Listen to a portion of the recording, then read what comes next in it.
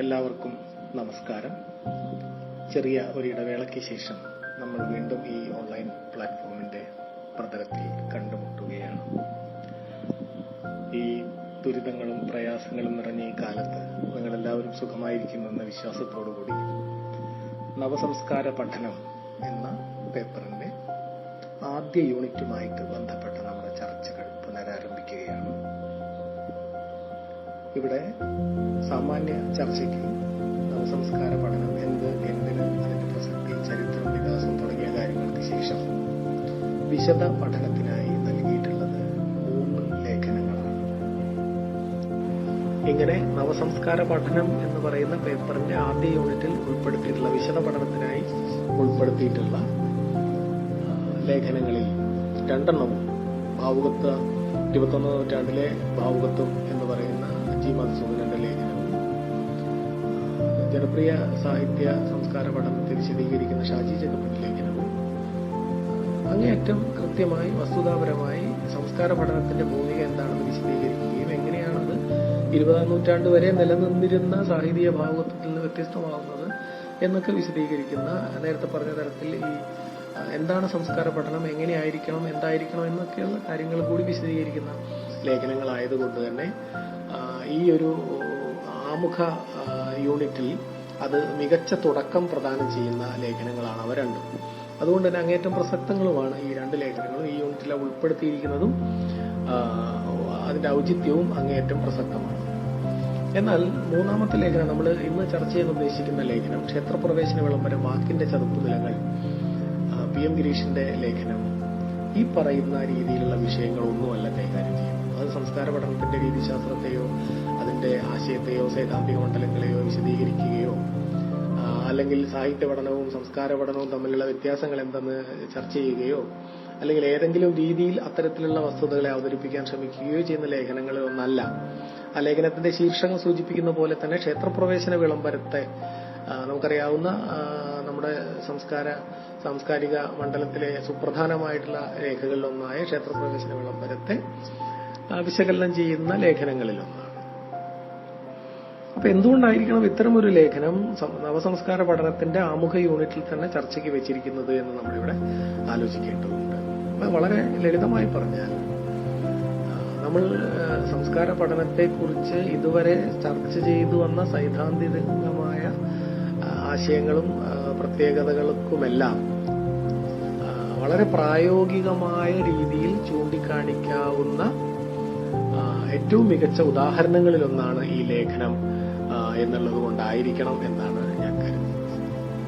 അതായത് സൈദ്ധാന്തികമായി നമ്മൾ വിശദീകരിക്കാൻ ശ്രമിച്ച സംസ്കാര പഠനത്തിന്റെ സ്വഭാവ സവിശേഷതകളെല്ലാം ഉൾക്കൊള്ളുന്ന തരത്തിൽ ഉള്ള ഏറ്റവും പ്രത്യക്ഷമായ മൂർത്തമായ ഉദാഹരണങ്ങളിലൊന്ന്, ലളിതമായിട്ടുള്ള ഉദാഹരണങ്ങളിലൊന്ന് എന്ന രീതിയിലായിരിക്കണം ഈ ലേഖനം ഇവിടെ നിങ്ങളുടെ യൂണിറ്റിന്റെ ആദ്യ ഭാഗത്ത് ഇടം പിടിച്ചത് എന്നാണ് ഞാൻ മനസ്സിലാക്കുന്നത്. ആ അർത്ഥത്തിൽ നമുക്ക് ഈ ലേഖനം വളരെ പ്രധാനപ്പെട്ടതാണ്. ഒന്ന്, ഈ യൂണിറ്റിന്റെ ഭാഗം എന്നുള്ള രീതിയിൽ; രണ്ടാമത്, സംസ്കാര പഠനം എന്താണ് എന്ന് മൂർത്തമായി മനസ്സിലാക്കാൻ ഉപകരിക്കുന്ന ഒരു ലേഖനം എന്ന രീതിയിൽ കൂടി ഈ ലേഖനം നമുക്ക് ഇതിന്റെ പഠനം, ഇതിന്റെ ആലോചനകൾ, ഇതിന്റെ ചർച്ചകൾ പ്രസക്തമായി മാറുന്നുണ്ട്.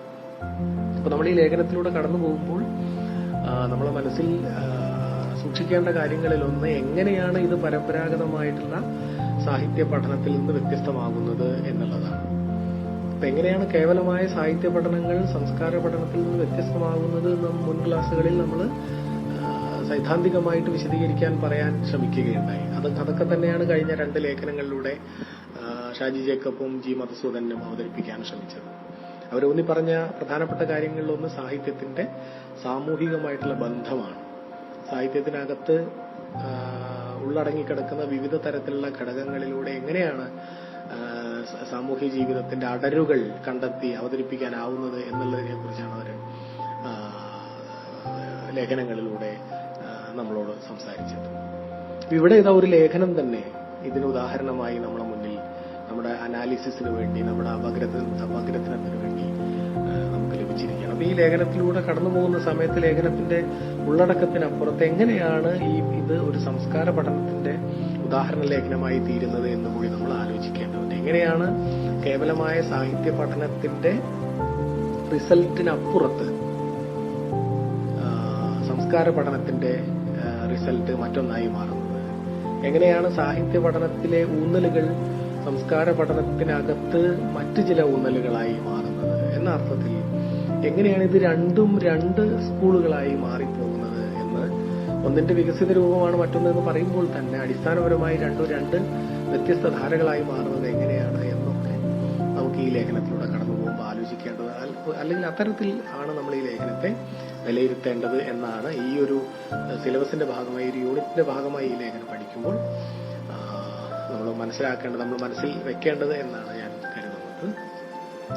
അപ്പൊ ഇവിടെ ക്ഷേത്രപ്രവേശന വിളംബരം നമുക്കറിയാം, നമ്മുടെ കേരളത്തിന്റെ നവോത്ഥാന ചരിത്രത്തിലെ ഏറ്റവും മനോഹരമായിട്ടുള്ള നിമിഷങ്ങളിലൊന്നാണ്, ചരിത്രരേഖകളിലൊന്നാണെന്നുള്ളത് നമുക്കറിയാം. അത് സ്വാഭാവികമായിട്ടും 20-ാം നൂറ്റാണ്ടിൽ 19-ാം നൂറ്റാണ്ടിന്റെ അവസാന ദശകങ്ങളിലും 20-ാം നൂറ്റാണ്ടിന്റെ ആദ്യ ദശകങ്ങളിലുമായി കേരളം വലിയ ഒരു പരിവർത്തനത്തിലൂടെ കടന്നു പോവുകയായിരുന്നു എന്നുള്ളത് നമുക്കറിയാം. വിവിധ വിഷയങ്ങളിലൂടെ, വിവിധ പേപ്പറുകളിലൂടെ, വിവിധ പുസ്തകങ്ങളിലൂടെ, വിവിധ തരത്തിലുള്ള ചരിത്ര സാമൂഹ്യ സമ്പർക്കങ്ങളിലൂടെ അതുമായി ബന്ധപ്പെട്ടിട്ടുള്ള വിവരങ്ങളൊക്കെ നമ്മൾ ഇതിനകം തന്നെ ആർജിച്ചു കഴിഞ്ഞിട്ടുള്ളതാണ്. അപ്പൊ ആ പരിവർത്തനത്തെ ഒന്നടങ്കമാണ് ഈ 19-ാം നൂറ്റാണ്ടിന്റെ അവസാന ദശകങ്ങളിലും 20-ാം നൂറ്റാണ്ടിന്റെ ആദ്യ ഘട്ടങ്ങളിലും കൂടി ഉണ്ടായിട്ടുള്ള ആശയ, സാമൂഹ്യ, സാംസ്കാരിക രംഗത്തുണ്ടായിട്ടുള്ള മൊത്തം പരിണാമങ്ങളെയാണ് നമ്മൾ ഒരൊറ്റ വാക്കിൽ നവോത്ഥാനം എന്നതുകൊണ്ട് നമ്മൾ ഉദ്ദേശിക്കുന്നത്. അതിന്റെ അടിത്തറ എന്തായിരുന്നു നമുക്കറിയാം. മനുഷ്യ സമത്വത്തിൽ ഊന്നിയ, മനുഷ്യ പുരോഗതിയിൽ ഊന്നിയ ആശയങ്ങളായിരുന്നു അവിടെ ഉണ്ടായിരുന്നത്. മനുഷ്യൻ എന്നുള്ള ഒരു നിർമ്മിതി തന്നെ രൂപപ്പെടുന്ന ഏതാണ്ട് ആ കാലഘട്ടത്തിലാണെന്ന് നമുക്ക് പറയാവുന്നതാണ്. അതിനു മുമ്പ് പല ജാതി ശരീരങ്ങളായി നിന്നിരുന്ന ആളുകളെ ജാതീയമായിട്ടുള്ള വിവേചനങ്ങൾക്ക് അപ്പുറത്ത് മനുഷ്യൻ എന്ന് പറയുന്ന ഒരു സത്തയായി മാറ്റിയെടുക്കുകയും അവർ തമ്മിലുള്ള സമത്വത്തിൽ ഊന്നുകയും ജാതി, മത, വർണ്ണ, ലിംഗ ഭേദങ്ങൾക്കപ്പുറത്ത് മനുഷ്യൻ എന്ന് പറയുന്ന ഒരു സത്ത, മാനവൻ, മനുഷ്യത്വം എന്ന് പറയുന്ന ഒരു ആശയം രൂപപ്പെടുകയൊക്കെ ചെയ്യുന്നത് ആ ഒരു കാലഘട്ടത്തിലാണ് നമുക്കറിയാം. അപ്പൊ അതിലേറ്റവും നമ്മുടെ നവോത്ഥാനത്തിന്റെ സുവർണ ഫലങ്ങളിലൊന്നാണ് വാസ്തവത്തിൽ ക്ഷേത്രപ്രവേശന വിളംബരം എന്ന് നമുക്കറിയാം. കാരണം അതിനു മുമ്പ് 1888 ശ്രീനാരായണ ഗുരുവിന്റെ അരുവിപ്പുറം പ്രതിഷ്ഠയുണ്ടാവുന്നു. അവിടുന്ന് ഇങ്ങോട്ടാണ് ഏകദേശം നമ്മുടെ ഇതിന്റെ ഒരു ചലനം ആരംഭിക്കുന്നത്. അതിന്റെ ഒരു നമ്മുടെ നവോത്ഥാനത്തിന്റെ ആദ്യ ശിലയാണ് ശ്രീനാരായണ ഗുരു ഇട്ടത് എന്നൊക്കെയുള്ള അർത്ഥത്തിലുള്ള വായനകളും പഠനങ്ങളും ഒക്കെ ഉണ്ട്. അതിനു മുമ്പ് അത്തരം സംഭവങ്ങളില്ല എന്നല്ല, എങ്കിൽ പോലും മൂർത്തമായ തലത്തിൽ നമുക്ക് കാണാവുന്ന, ദൃശ്യമാവുന്ന തലത്തിലുള്ള ഏറ്റവും പ്രധാനപ്പെട്ട ചലനങ്ങളൊന്നും ഉണ്ടാവുന്നത് അവിടുന്നാണ്. അവിടുന്ന് ഇങ്ങോട്ട് ഈ 1936 നവംബർ 12 ഈ ക്ഷേത്രപ്രവേശന വിളംബരം ഉണ്ടാവുന്നത് വരെയുള്ള ഒരു കാലം എന്ന് പറയുന്നത് ഈ നവോത്ഥാന ആശയങ്ങൾ ഇവിടെ തിളച്ചു മറിയുന്ന ഒരു കാലമാണ്. അപ്പൊ അതുകൊണ്ട് തന്നെ അത്രയും കാലം, ദീർഘമായിട്ടുള്ള ആ ഒരു കാലം, 1988 മുതൽ എങ്കിലും തുടങ്ങുന്ന ആ ഒരു കാലം, അവിടെ നിന്ന് ഇങ്ങോട്ട് 1936 വരെയുള്ള ആ ഒരു കാലം എന്ന് പറയുന്നത് അത്രയും കാലത്തെ പലതരത്തിലുള്ള ആശയ സമരങ്ങളുടെയും പ്രക്ഷോഭങ്ങളുടെയും വിപ്ലവങ്ങളുടെയൊക്കെ ഫലമായിട്ടാണ് യഥാർത്ഥത്തിൽ ഈ ക്ഷേത്രപ്രവേശന വിളംബരം ഉണ്ടാവുന്നത് എന്നും അത്തരം ആശയ സമരങ്ങളുടെ സൽഫലമാണ് യഥാർത്ഥത്തിൽ ഈ ക്ഷേത്രപ്രവേശന വിളംബരമായി മാറുന്നത് എന്നൊക്കെ നമുക്കറിയാം. അതുകൊണ്ട് തന്നെ അധികാര സ്ഥാനങ്ങളിൽ നിന്നുകൂടി ഈ നവോത്ഥാന പ്രക്രിയയ്ക്ക് കിട്ടിയ അംഗീകാരങ്ങളിലൊന്നാണ് ക്ഷേത്രപ്രവേശന വിളംബരം. ആ ഒരു ഘട്ടമാകുമ്പോഴേക്കും സാമൂഹികമായി ഇത്തരം ആശയങ്ങൾ പൂർണ്ണമായി അംഗീകരിക്കപ്പെടുകയും അങ്ങനെ 100% എത്തുന്ന നവോത്ഥാനത്തിന്റെ ഒരു റിസൾട്ടായിട്ടാണ് വാസ്തവത്തിൽ നമ്മൾ ഈ ക്ഷേത്രപ്രവേശന വിളംബരത്തെ മനസ്സിലാക്കി വരുന്നതെന്നൊക്കെ നമുക്കറിയാം. ഈ ലേഖനത്തിന്റെ ആദ്യ ഭാഗത്ത് ഏതാണ്ട് ഒരു 3-4 പാരഗ്രാഫിൽ മുഴുവനും PM ഗിരീഷ് അവതരിപ്പിക്കുന്നത് ഈ ക്ഷേത്രപ്രവേശന വിളംബരത്തിന് ലഭിച്ച സർവ്വസ്വീകാര്യതയും അതിനോട് അനുബന്ധമായി അതിനെ പ്രകീർത്തിച്ചുകൊണ്ട്, സ്തുതിച്ചുകൊണ്ട് പ്രമുഖരായിട്ടുള്ള വ്യക്തികളും പലതരത്തിലുള്ള പത്രമാസികകളും മറ്റ് സാധനങ്ങളൊക്കെ നൽകിയിട്ടുള്ള പ്രശംസാ വചനങ്ങളും ഒക്കെയാണ് അദ്ദേഹം ഇതിന്റെ ലേഖനത്തിന്റെ ആദ്യ ഭാഗത്ത് അവതരിപ്പിക്കുന്നത്. അതൊക്കെ തന്നെയും എത്രമാത്രം പോസിറ്റീവായിട്ടാണ് ഈ ക്ഷേത്രപ്രവേശന വിളംബരം സ്വീകരിക്കപ്പെട്ടതെന്നും എത്രമാത്രം പ്രതീക്ഷാ നിർഭരമായിട്ടാണ് കേരളീയ സമൂഹം അതിനെ വരവേറ്റത് എന്നൊക്കെ കാണിക്കുന്ന അതിനുള്ള ഉദാഹരണങ്ങളായിട്ടാണ് അദ്ദേഹം ആ സാധനങ്ങളൊക്കെ കോട്ട് ചെയ്യുന്നത്. അപ്പൊ അതില് ആധുനിക കാലത്തിലെ അത്ഭുതമെന്നും ജനങ്ങളുടെ ആധ്യാത്മിക വിമോചനത്തിന്റെ അധികാരരേഖയായ സ്മൃതി എന്നുമാണ് ഗാന്ധിജി ഈ വിളംബരത്തെ വിശേഷിപ്പിച്ചത്. ആധുനിക കാലഘട്ടത്തിലെ അത്ഭുതമെന്നും ജനങ്ങളുടെ ആധ്യാത്മിക വിമോചനത്തിന്റെ അധികാരരേഖയായ സ്മൃതി എന്നുമാണ്. അന്നൊക്കെ പഴയ കാലത്ത് സ്മൃതി എന്നൊക്കെ പറയുന്നതാണ് ഏറ്റവും പ്രധാനപ്പെട്ട സാധനം എന്ന് പറയുന്നത്, മനുസ്മൃതി. അതുപോലെ അത്തരം ഒരു പുതിയ സ്മൃതിയാണ് ആധുനിക കാലത്തെ ആധ്യാത്മിക വിമോചനത്തിന്റെ അധികാരരേഖയായ ഒരു സ്മൃതി. ഇതൊരു ആധുനിക സ്മൃതിയാണെന്നാണ് ഗാന്ധിജി ഇതിനെ വിശേഷിപ്പിച്ചത്. നമ്മളെ പൊതുമണ്ഡലത്തിൽ വലിയ ശക്തമായ മാറ്റങ്ങൾ ഉണ്ടാക്കിയ വിളംബരങ്ങളിൽ പ്രധാനമായിട്ടുള്ള ഒന്നാണ് ക്ഷേത്രപ്രവേശന വിളംബരം എന്നുള്ളത് നമുക്കറിയാമെന്ന് പറഞ്ഞതിന് ശേഷമാണ് ഗാന്ധിജി പറഞ്ഞിട്ടുള്ള വിശേഷണം അദ്ദേഹം ഉദ്ധരിക്കുന്നത്. കേരളത്തിലെന്നല്ല, ഇന്ത്യയിലാകമാനം സാമൂഹിക പരിഷ്കരണ പ്രവർത്തനങ്ങൾക്ക് ഏറ്റവും കൂടുതൽ ശക്തി പകർന്ന ഒരു ചരിത്ര സംഭവമായിരുന്നു തിരുവിതാംകൂർ സർക്കാർ 1936 നവംബർ 12 പുറപ്പെടുവിച്ച ക്ഷേത്രപ്രവേശന വിളംബരം. ഹിന്ദു സമുദായത്തിലെ എല്ലാ വിഭാഗങ്ങൾക്കും സമത്വം കൽപ്പിച്ചുകൊണ്ട് ഹിന്ദുമതവിശ്വാസികൾക്കെല്ലാം ഒരുപോലെ ശ്രീകോവിലിനുള്ളിൽ ചേർന്നു നിന്നുകൊണ്ട് ദർശനം നടത്താൻ സ്വാതന്ത്ര്യമുണ്ടായിരിക്കുമെന്നുള്ള രാജകീയ വിളംബരം ക്ഷേത്രപ്രവേശനം നിഷേധിച്ചിരുന്ന ഹിന്ദുക്കൾ അത്ഭുതത്തോടും ആഹ്ലാദത്തോടും കൂടിയാണ് ശ്രവിച്ചത് എന്നാണ് മറ്റൊരു കൊട്ടേഷൻ. അതൊരു ലേഖനത്തിന്റെ അവസാന ഭാഗത്തേക്ക് നമുക്ക് പോയാൽ കാണാൻ പറ്റും. അത് ഒരുപക്ഷെ അന്നത്തെ കാലത്തെ ഏതെങ്കിലും പത്രത്തിനകത്ത് വന്നിട്ടുള്ള റിപ്പോർട്ടായിരിക്കണം, അതല്ലെങ്കിൽ ഏതെങ്കിലും ചരിത്ര ഗ്രന്ഥത്തിൽ നിന്നുള്ള കൊട്ടേഷൻ ആയിരിക്കണം. ഏതാണെങ്കിലും ഈ ഒരു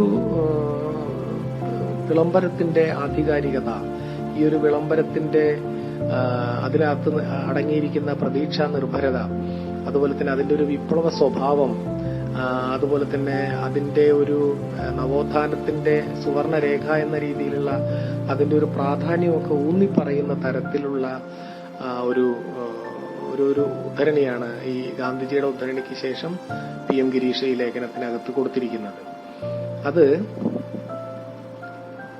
ഉദ്ധരണി ഏതിലാണ് ആ ഉദ്ധരണി വരുന്നത്? അപ്പൊ അവിടേക്ക് സ്ക്രോൾ ചെയ്ത് എത്തുന്നതിനുള്ള സമയം നമുക്ക് 2ാമത്തെ, 5ാമത്തെ, 8ാമത്തെ, 9ാമത്തെയും കൊട്ടേഷൻസ് അയ്യൻകാളി അഭിമന്യു എഴുതിയ അഭിമന്യു സി എന്ന് പറയുന്ന ലേഖനം എഴുതിയിരിക്കുന്ന അയ്യൻകാളി എന്ന് പറയുന്ന പുസ്തകത്തിനകത്ത് സാംസ്കാരിക പ്രസിദ്ധീകരണ വകുപ്പ് തിരുവനന്തപുരത്ത് പ്രസിദ്ധീകരിച്ചിരിക്കുന്ന പുസ്തകത്തിനകത്തുള്ളൊരു കൊട്ടേഷനാണ്. അതായത് ഏത് ലേഖകന്മാരും ഏത് ചരിത്ര രചയിതാക്കളും അതുപോലെ തന്നെ ഏത് സാമൂഹ്യ പഠിതാക്കളും ഏത് സാംസ്കാരിക നായകന്മാരും ഒക്കെ തന്നെ ഈ പറയുന്ന ഒരു പരിപ്രേക്ഷ്യത്തിലാണ് തീർച്ചയായിട്ടും ഈ നമ്മുടെ ക്ഷേത്രപ്രവേശന വിളംബരത്തെ അവതരിപ്പിച്ചിട്ടുണ്ടാവുക. അതിനുദാഹരണമായിട്ടാണ് ഏറ്റവും ആദ്യം സ്വാതന്ത്ര്യ സമരത്തിന്റെ അമരക്കാരനായിരുന്ന ഗാന്ധിജിയുടെ തന്നെ ഒരു കൊട്ടേഷൻ അദ്ദേഹം അവതരിപ്പിച്ചു. ആധുനിക കാലത്തിലെ അത്ഭുതമെന്നും ജനങ്ങളുടെ ആധ്യാത്മിക വിമോചനത്തിന്റെ അധികാരരേഖയായ സ്മൃതി എന്നും ഗാന്ധിജി ഈ ഒരു വിശേഷിപ്പിച്ചത്.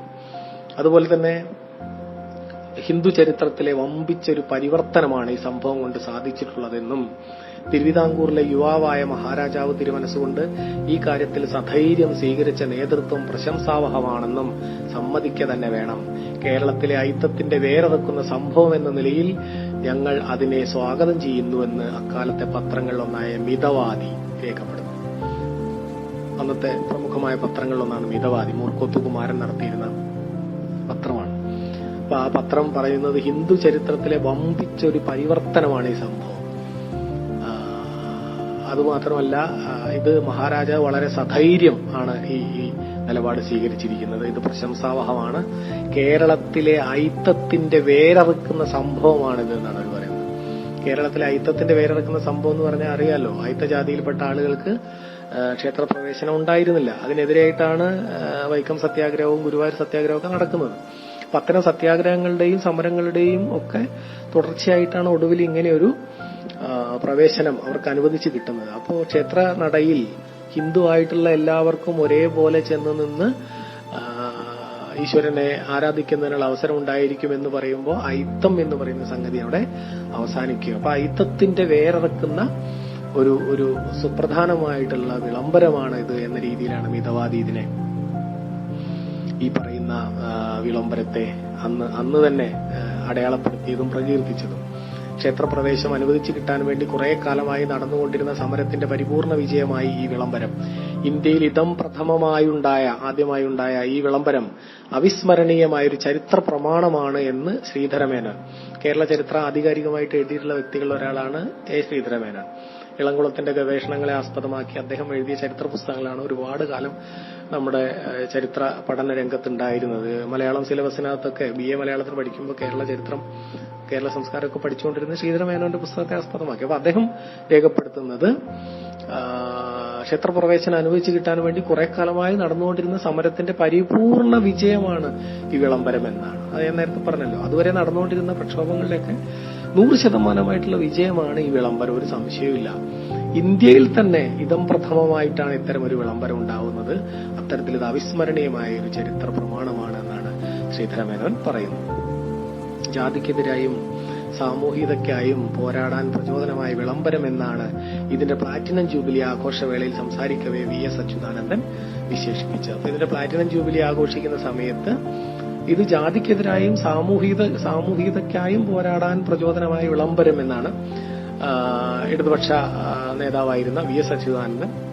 അപ്പൊ ഈ അടുത്ത കാലത്തായിരിക്കും, ഏതാണ്ട് ഈ ഒരു പ്ലാറ്റിനം ജൂബിലി സമയകാലത്തായിരിക്കണം ഈ ലേഖനവും എഴുതപ്പെട്ടുണ്ടാവുക എന്ന് ഞാൻ വിചാരിക്കുന്നു. കേരളത്തിൽ ഈ ദിനം സാമൂഹിക പരിഷ്കരണ ദിനമായാണ് കൊണ്ടാടപ്പെടുന്നത്. ഈ ദിനം എന്ന് പറഞ്ഞാൽ ക്ഷേത്രപ്രവേശന വിളംബരം ഇറങ്ങി 1936 നവംബർ 12. നവംബർ 12 ഇവിടെ സാമൂഹിക പരിഷ്കരണ ദിനമായി ആഘോഷിക്കുന്നുണ്ട്. ആ രീതിയിൽ ആചരിക്കുന്നുണ്ട്. ഈ വിളംബരത്തിന്റെ പ്രാധാന്യം ഓർക്കുന്നതിന് വേണ്ടിയിട്ടാണ്. ഇപ്രകാരം ദേശീയ നേതാക്കളും ചരിത്രകാരന്മാരും മാധ്യമങ്ങളും ഒരുപോലെ പ്രകീർത്തിച്ച ഈ വിളംബരം പുറമേ നിന്ന് നോക്കുമ്പോൾ നിഷ്പക്ഷമെന്ന് തോന്നാം. എന്നാൽ ഭാഷയുടെ അടിസ്ഥാനത്തിൽ പരിശോധിക്കുമ്പോൾ അതിൽ അടങ്ങിയിരിക്കുന്ന അധികാര സ്വഭാവം വ്യക്തമാകും. അതാണ്.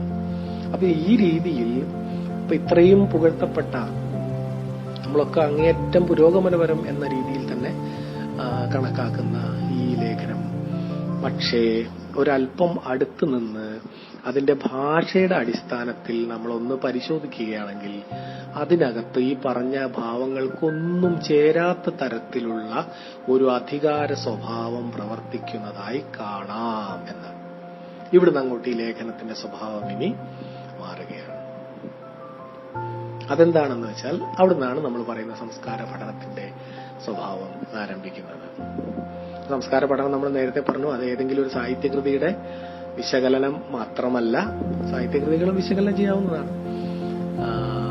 ഏതെങ്കിലും ഒരു സാഹിത്യകൃതി വായിച്ചിട്ട് അത് മികച്ചതാണോ, അല്ലെങ്കിൽ അത് എന്നെ ഏതൊക്കെ തരത്തിൽ അത് ഞാൻ അനുഭവിച്ചു, അല്ലെങ്കിൽ എനിക്കത് ഇഷ്ടമായോ ഇഷ്ടമായില്ലയോ, ഞാനതെങ്ങനെ ആസ്വദിച്ചു, ഇതെന്തുകൊണ്ട് മികച്ചതാണ്, എന്തുകൊണ്ട് മികച്ച, അല്ലെങ്കിൽ എന്റെ ജീവിതം ഞാൻ എങ്ങനെ ഇതിനകത്ത് വായിച്ചെടുത്തു എന്ന അർത്ഥത്തിൽ ആത്മനിഷ്ഠമായിട്ടുള്ള പ്രതികരണം രേഖപ്പെടുത്തുന്നതോ ഉത്തമമാണോ നല്ലതാണോ മോശമാണോ എന്നുള്ള തരത്തിലുള്ള പ്രതികരണം രേഖപ്പെടുത്തുന്നതോ ആയിട്ടുള്ള വൈയക്തികമായ അനുഭവങ്ങളുടെ പ്രതികരണങ്ങളുടെ ഒരു രീതിയല്ല, മറിച്ച് ആ കൃതിക്കകത്ത് പ്രകടമാകുന്ന സംസ്കാരത്തെ പരിശോധിക്കുകയും അതിനെ ആ കൃതി രചിക്കപ്പെട്ടതായ സാമൂഹ്യ സംസ്കാര സന്ദർഭത്തിൽ പ്രതിഷ്ഠിച്ചുകൊണ്ട് പരിശോധിക്കുകയും ചെയ്യുന്ന ഒരു ദ്വിമുഖമായിട്ടുള്ള ഒരു അന്വേഷണ പഠന പ്രക്രിയയാണ് സംസ്കാര പഠനത്തിനകത്ത് സംഭവിക്കുന്നത്. അപ്പൊ അതുകൊണ്ട് തന്നെ എഴുതപ്പെട്ടിരിക്കുന്ന കൃതി സാഹിത്യമാണോ, അതിന്റെ സാഹിതീയ മൂല്യം എന്തുമാത്രമുണ്ട് എന്നുള്ളത് ഇവിടെ പ്രസക്തമേ അല്ല.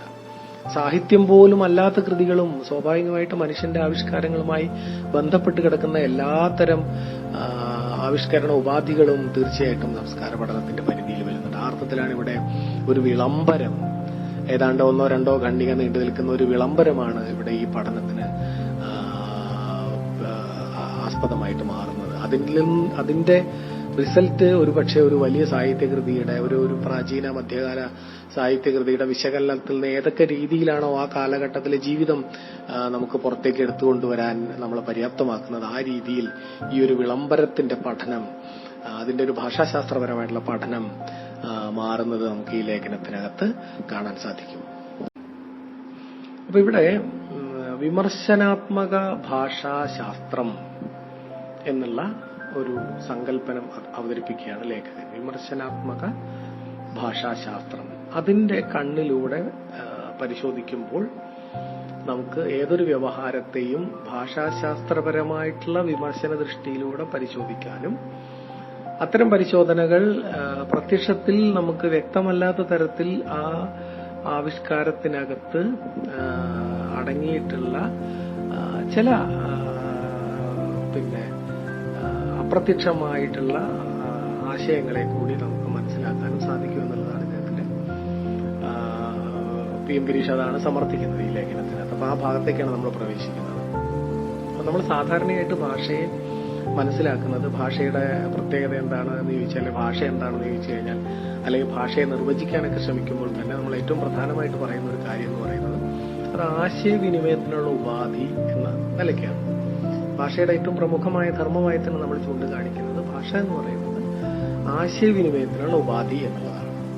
നമ്മുടെ അന്തർഗതങ്ങളെ, നമ്മുടെ മനസ്സിനകത്തുള്ള ആശയങ്ങളെ എക്സ്പ്രസ് ചെയ്യുന്നതിന്, മറ്റുള്ളവരുടെ മുന്നിൽ തുറന്നു കാണിക്കുന്നതിന്, മറ്റുള്ളവരിലേക്ക് എത്തിക്കുന്നതിന്, അതിനെ വിനിമയം ചെയ്യുന്നതിനുള്ള ഏറ്റവും പ്രധാനപ്പെട്ട ഉപാധി ഭാഷയാണ്. വാസ്തവത്തിൽ മനുഷ്യനാക്കിയത് എന്നൊക്കെ നമുക്കറിയാം. ഈ പറയുന്ന സംസ്കാരവും മനുഷ്യൻ ഏതെല്ലാം തരത്തിൽ ഏതെല്ലാം മേഖലകളിലേക്ക് വളർന്നിട്ടുണ്ടോ അതിന്റെയൊക്കെ അടിത്തറ ഭാഷയാണ് എന്നും, ഒരുപക്ഷെ മൃഗങ്ങളിൽ നിന്ന് മനുഷ്യനെ വ്യത്യസ്തനാക്കുന്ന ഏറ്റവും പ്രധാനപ്പെട്ട വസ്തുത എന്ന് പറയുന്നത് ഭാഷയാണ് എന്നൊക്കെ ഉള്ളത് നമുക്കറിയാം.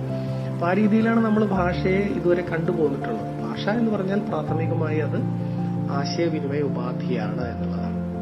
ഏറ്റവും സമർത്ഥമായി ആശയം പ്രകടിപ്പിക്കുന്നതിനുള്ള ഉപകരണമാണ് ഭാഷ എന്നുള്ളതാണ് നമ്മൾ പറഞ്ഞു വയ്ക്കുന്നത്, മനസ്സിലാക്കി വെച്ചിട്ടുള്ള ആശയം. എന്നാൽ വിപരീതമായിട്ടുള്ള ഒരവസ്ഥ കൂടി ഭാഷയ്ക്കുണ്ട് എന്നുള്ളതാണ് വിമർശനാത്മക ഭാഷാശാസ്ത്രത്തിന്റെ നിലപാട് എന്ന് പറയുന്നത്. അതായത് ഭാഷ എത്രത്തോളം ആശയവിനിമയ ഉപാധി ആയിരിക്കുന്നുവോ, ആശയത്തെ തുറന്നു കാണിക്കാൻ വേണ്ടി ഭാഷ ഉപയോഗിക്കുന്നുവോ, അല്ലെങ്കിൽ അങ്ങനെയുള്ള ഒരു ഉപകരണമായിരിക്കുന്നുവോ, അതേപോലെ തന്നെ ആശയത്തെ മറച്ചു വെക്കാനും ഭാഷ കൊണ്ട് സാധിക്കും എന്നുള്ളതാണ്. ഇത് നമുക്ക് മനസ്സിലാവാൻ ഒരല്പം പ്രയാസം വരുന്ന ഒരു കൺസെപ്റ്റാണ്. അതായത് നമ്മൾ മനസ്സിലാക്കിയിരിക്കുന്നോളം ഭാഷ എന്ന് പറയുന്നത് തുറന്നു പറയുന്നതിനുള്ള ഒരു സാധനമാണെന്നാണ്. എന്നാൽ ഭാഷ എപ്പോഴും തുറന്നു പറയുന്നതിന് മാത്രമല്ല, പലതിനെയും മൂടി വെക്കുന്നതിനും ഭാഷ ഉപകാരപ്പെടും, അല്ലെങ്കിൽ ആ രീതിയിലും ഭാഷ ഉപയോഗിക്കപ്പെടും എന്നുള്ളതാണ്. അങ്ങനെ ഒരു വാദമാണ് ഇദ്ദേഹം ഇതിനകത്ത് കൊണ്ടുവരുന്നത്. ഇതിനൊരു ലേഖനത്തിനകത്ത് അദ്ദേഹം ഉദാഹരണം ഒന്നും പറഞ്ഞിട്ടില്ലെങ്കിൽ കൂടി നമുക്ക് ഈ കൺസെപ്റ്റ് മനസ്സിലാക്കുന്നതിന് ഒന്ന് ശ്രമിച്ചു നോക്കാം. ഇപ്പൊ ഉദാഹരണത്തിന് നമ്മുടെ അമീർ ഖാൻ അഭിനയിച്ച PK എന്ന് പറയുന്ന സിനിമ നിങ്ങൾ എല്ലാവരും കണ്ടിട്ടുണ്ട്. വളരെ പ്രസിദ്ധമായിട്ടുള്ള സിനിമകളിൽ ഒന്നാണ് അത്. മനുഷ്യന്റെ റിലീജിയസ് ആയിട്ടുള്ള സംസ്കാരത്തെ വളരെ വിമർശനാത്മകമായി സമീപിക്കുന്ന, എന്നാൽ തമാശ കൂടി ഹാസ്യാത്മകവും വിമർശനാത്മകവുമായി സമീപിക്കുന്ന, ആക്ഷേപ സ്വഭാവത്തിലുള്ള ഹാസ്യം ഉപയോഗിക്കുന്ന സിനിമകളിലൊന്നാണ്, ഗംഭീരമായ സിനിമകളിലൊന്നായിരുന്നു അത് നമുക്കറിയാം. അപ്പൊ അതിനകത്ത് ഈ അന്യഗ്രഹത്തിൽ നിന്ന് വന്നു ചേരുന്ന ജീവിയാണല്ലോ അതിനകത്തുള്ള അമീർ ഖാൻ. അയാൾ വരുമ്പോൾ അയാൾക്ക് ഡ്രസ്സൊന്നുമില്ല, അയാളുടെ കയ്യിലുണ്ടായിരുന്ന, അയാൾക്ക് വഴിയിൽ നിന്ന് കിട്ടിയ റേഡിയോ ആണ് അയാൾ വസ്ത്രമായിട്ട് ഉപയോഗിക്കുന്നത്. അതൊക്കെ അറിയാൻ നിങ്ങൾക്ക് ഓർമ്മയുണ്ടാവുമെന്ന് വിചാരിക്കുന്നു. അപ്പൊ അവിടെ ഈ അന്യഗ്രഹത്തിൽ നമ്മളെക്കാൾ പുരോഗതി പ്രാപിച്ചിട്ടുള്ള സാങ്കേതിക വിദ്യയിൽ ഭൗമ തലത്തേക്കാൾ മുന്നിട്ട് നിൽക്കുന്ന ലോകത്തിന്റെ ഒരു സന്തതിയായിട്ടാണ് അയാൾ ആ സിനിമ സങ്കല്പിക്കുന്നത്. അപ്പൊ അവിടെ അവർക്ക് ഭാഷയില്ല എന്നാ സിനിമയ്ക്കകത്ത് പറയുന്നുണ്ട്. അയാൾ പറയുന്നത് അവർക്ക് ഭാഷയില്ല, അവർ ചെയ്യുന്നത് പരസ്പരം കൈകോർത്ത് പിടിക്കുക എന്നുള്ളതാണ്. രണ്ടുപേർ തമ്മിൽ കണ്ടുമുട്ടിക്കഴിഞ്ഞാൽ പരസ്പരം എന്ത് ചെയ്യുന്നു? കൈകോർത്ത് പിടിക്കുക. അങ്ങനെ കൈകോർത്ത് പിടിക്കുന്നതോടുകൂടി ഒരാൾക്ക് മറ്റേയാളുടെ മനസ്സ് പൂർണ്ണമായും മനസ്സിലാക്കാൻ സാധിക്കുന്നു. എന്നുവെച്ചാൽ നമ്മളൊരു ഇലക്ട്രോണിക് ഡിവൈസിൽ നിന്ന്, ഒരു ഡിജിറ്റൽ ഡിവൈസിൽ നിന്ന് മറ്റൊരു ഡിവൈസിലേക്ക് അതിന്റെ മെമ്മറി മുഴുവനായിട്ട് പകർത്തുന്നത് പോലെ, ഒരു ഹാർഡ് ഡിസ്കിൽ നിന്ന് മറ്റൊരു ഹാർഡ് ഡിസ്കിലേക്ക് മുഴുവൻ കോപ്പി ചെയ്യുന്നത് പോലെ എന്ത് ചെയ്യുന്നു? ഒരാളുടെ മനസ്സിൽ നിന്ന് പൂർണ്ണമായിട്ടും മറ്റേയാളുടെ മനസ്സിലേക്ക് ആശയവിനിമയം ചെയ്യാൻ സാധിക്കുന്നു എന്നുള്ളതാണ്. അപ്പൊ ഭാഷ അവർക്കില്ല. അപ്പൊ ഭാഷയുടെ തൊട്ടപ്പുറത്തുള്ള ഒരു സാധ്യതയായിട്ടാണ് ആ സങ്കല്പം അവതരിപ്പിക്കപ്പെടുന്നത് നമ്മൾ മനസ്സിലാക്കണം. കാരണം നമ്മളെക്കാൾ പുരോഗതി പ്രാപിച്ചവരാണ് അവർ എന്ന് പറയുന്നുണ്ടല്ലോ. ഇനി അടുത്ത ഒരു കാര്യം ആ സിനിമയ്ക്കകത്ത് വരുന്നത് എന്താണെന്ന് വെച്ച് കഴിഞ്ഞാൽ, അയാൾക്ക് നമ്മളെപ്പോലെ കള്ളം പറയാൻ അറിഞ്ഞുകൂടാ എന്നുള്ളതാണ്. അയാളിവിടെ ഭൂമിയിൽ വന്ന് ചെന്ന് പെടുന്ന ഏടാകൂടങ്ങൾ മുഴുവനും അയാൾക്ക് ഭാഷയില്ലാത്തത് കൊണ്ടാണ്. കാരണം അയാൾക്ക് ഭാഷ എന്ന് പറയുന്ന സ്ഥാനത്ത് നമ്മൾ ഉപയോഗിക്കുന്ന പോലെ ഉപയോഗിക്കാൻ അറിഞ്ഞുകൂടാ. അയാൾ പറയുന്നുണ്ട് യെസ് എന്ന് പറഞ്ഞാൽ അർത്ഥം ഉണ്ട് എന്നാണ്. യെസ് ശരി അല്ലെങ്കിൽ ഉണ്ട് എന്നുള്ളതാണ്, പോസിറ്റീവാണ്. പക്ഷെ അതിന് പലപ്പോഴും ആ അർത്ഥം മാത്രമല്ല, പല സന്ദർഭങ്ങളിൽ പല അർത്ഥമായിട്ട് മാറുന്നുണ്ട്. ഒരു വാക്കിന് ഒരർത്ഥമല്ലല്ലോ ഉള്ളത്, പലതരത്തിലുള്ള അർത്ഥങ്ങൾ സന്ദർഭത്തിനനുസരിച്ച് മാറി മാറി വരുന്നുണ്ട്. അപ്പൊ ഇതിനെ എങ്ങനെയാണ് സ്വീകരിക്കേണ്ടതെന്ന് അറിയാത്തൊരു തരം പരിങ്ങലിലാണ്. ആ ഒരു ബദ്ധപ്പാടാണ് വാസ്തവത്തിൽ അയാളുടെ ആ സിനിമയ്ക്കകത്ത് അയാൾ ഉണ്ടാക്കുന്ന എല്ലാ കോമാളിത്തരങ്ങളുടെയും അടിത്തറ എന്ന് പറയാം. അത് ഒരു ഹാസ്യത്തിൽ മാത്രം ഒതുങ്ങുന്ന ഒരു സാധനമല്ല. അത് ഈ പറഞ്ഞ നമ്മളിപ്പോ ഈ ലേഖനത്തിനകത്ത് PM ഗിരീഷ് അവതരിപ്പിക്കുന്ന ഈ വാദവുമായിട്ട് ബന്ധപ്പെടുന്ന ഒരു സാധനമാണ്. നമ്മൾ വിചാരിക്കുന്നത് പോലെ ഭാഷ എന്ന് പറയുന്നത് നമുക്കെല്ലാം പറയാൻ വേണ്ടിയുള്ളതല്ല, മറിച്ച് ചിലതൊക്കെ പറയാതിരിക്കാനും ചിലതൊക്കെ മറച്ചു വെക്കാനും കൂടിയാണ്. ചിലതൊക്കെ നമ്മൾ തുറന്നു പറയുന്നു എന്ന് കാണിക്കുന്നത് പലപ്പോഴും ചിലതിനെയൊക്കെ വേറെ ചിലതിനെ മറച്ചു വെക്കുന്നതിന് വേണ്ടി കൂടിയാണ് എന്നുള്ളതാണ്. അപ്പൊ ഭാഷ നമ്മൾ വിചാരിക്കുന്ന പോലെ ഒരു തുറന്ന ഉപകരണമല്ല. ഒരറ്റത്ത് നിന്ന് മറ്റൊരറ്റത്തേക്ക് വളരെ സുഗമമായ ആശയം പ്രവഹിക്കുന്ന ഒരു സാധനമല്ല, മറിച്ച് അതിന് അതിൻ്റെതായിട്ടുള്ള പലതരത്തിലുള്ള ആശയപരമായിട്ടുള്ള പ്രത്യയശാസ്ത്രപരമായിട്ടുള്ള ഘട്ടങ്ങളുണ്ട്. അങ്ങനെ ഒരു തരം അരിപ്പ പോലെയാണ് പലപ്പോഴും ഭാഷ പ്രവർത്തിക്കുന്നത് എന്ന് നമ്മൾ മനസ്സിലാക്കേണ്ടി വരും.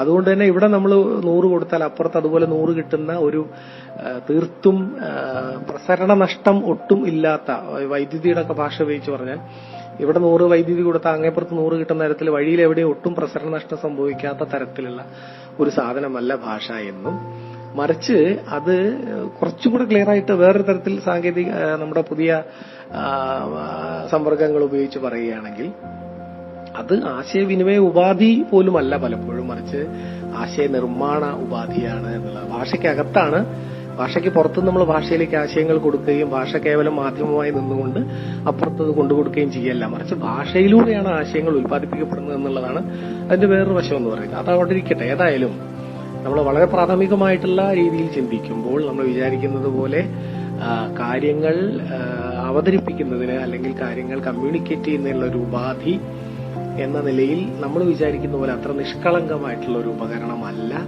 ഭാഷ, മറിച്ച് അത് പലപ്പോഴും നമ്മൾ പറയാൻ ഉദ്ദേശിക്കുന്ന കാര്യത്തെ മറച്ചു വെക്കുകയോ അല്ലെങ്കിൽ നമ്മൾ ചില കാര്യത്തെ മറച്ചു വെക്കുന്നതിന് വേണ്ടി അതിന് പകരമായിട്ട് ഉപയോഗിക്കുന്ന ഒരു ഉപകരണം പോലുമായി പലപ്പോഴും അത് മാറുന്നുണ്ട് എന്നുള്ളതാണ് ഗിരീഷ് ഇവിടെ ഉന്നയിക്കുന്ന ആശയം എന്ന് പറയുന്നത്. അപ്പൊ അതുകൊണ്ട് തന്നെ ഭാഷയിലൂടെ പറയപ്പെടുന്നത് എന്താണ് എന്നത് മാത്രമല്ല, ഭാഷ കൊണ്ട് മറച്ചു വെക്കുന്നത് എന്താണ് എന്ന് കൂടി നമ്മൾ അന്വേഷിക്കേണ്ടി വരും. അപ്പൊ PK എന്നുള്ള സിനിമയ്ക്കകത്ത് അമീർ ഖാൻ അവതരിപ്പിക്കുന്ന കഥാപാത്രം അതാണ് അന്വേഷിക്കുന്നത്. ആളുകൾ പറയുന്നതിനൊക്കെ മുഖവിലേക്ക് എടുക്കുകയും ആ രീതിയിലൊക്കെ അയാൾ ഇപ്പൊ ദൈവത്തെ അന്വേഷിക്കുകയാണ്. അപ്പൊ മതങ്ങൾ പറയുന്ന രീതിയിൽ അയാൾ ദൈവത്തെ കണ്ടെത്താനുള്ള ശ്രമം ആ സിനിമയ്ക്കകത്ത് നടത്തുന്നുണ്ട്. അത് മുഴുവൻ അബദ്ധത്തിലായി പോവുകയാണ്. ദൈവത്തിന് ഇത് കൊടുത്താൽ ഇത് കിട്ടും എന്ന് അയാൾ പറയുമ്പോൾ അതുപോലെ അയാൾ ചെയ്തു നോക്കുകയും അങ്ങനെ അയാൾ പരിഹാസ്യനായി മാറുകയും ചെയ്യുന്ന സന്ദർഭങ്ങളുണ്ട്. പക്ഷെ ഭൂമിയിൽ ജീവിക്കുന്ന സാധാരണ രീതിയിൽ ഭാഷ ഉപയോഗിക്കുന്ന അതിസാധാരണനായിട്ടുള്ള ആൾക്ക് പോലും അത്തരം അബദ്ധങ്ങൾ പറ്റുന്നില്ല. കാരണം അയാൾക്ക് ഭാഷയെ സംബന്ധിച്ച് ഈ പറയുന്ന ഭാഷയുടെ തത്വം നമ്മൾ അറിയാതെ ഉൾക്കൊള്ളുന്നുണ്ട് എന്നുള്ളത് കൊണ്ടാണ്. അപ്പൊ അതുകൊണ്ട് തന്നെയാണ് ഇപ്പൊ നമ്മൾ ഭാഷ യഥാർത്ഥത്തിൽ നമ്മുടെ മനസ്സിനെ തുറന്നു കാണിക്കുന്നു എന്ന് പറയുന്നത് ഒരു ആലങ്കാരികമായി മാത്രമാണ് നമുക്കറിയാം.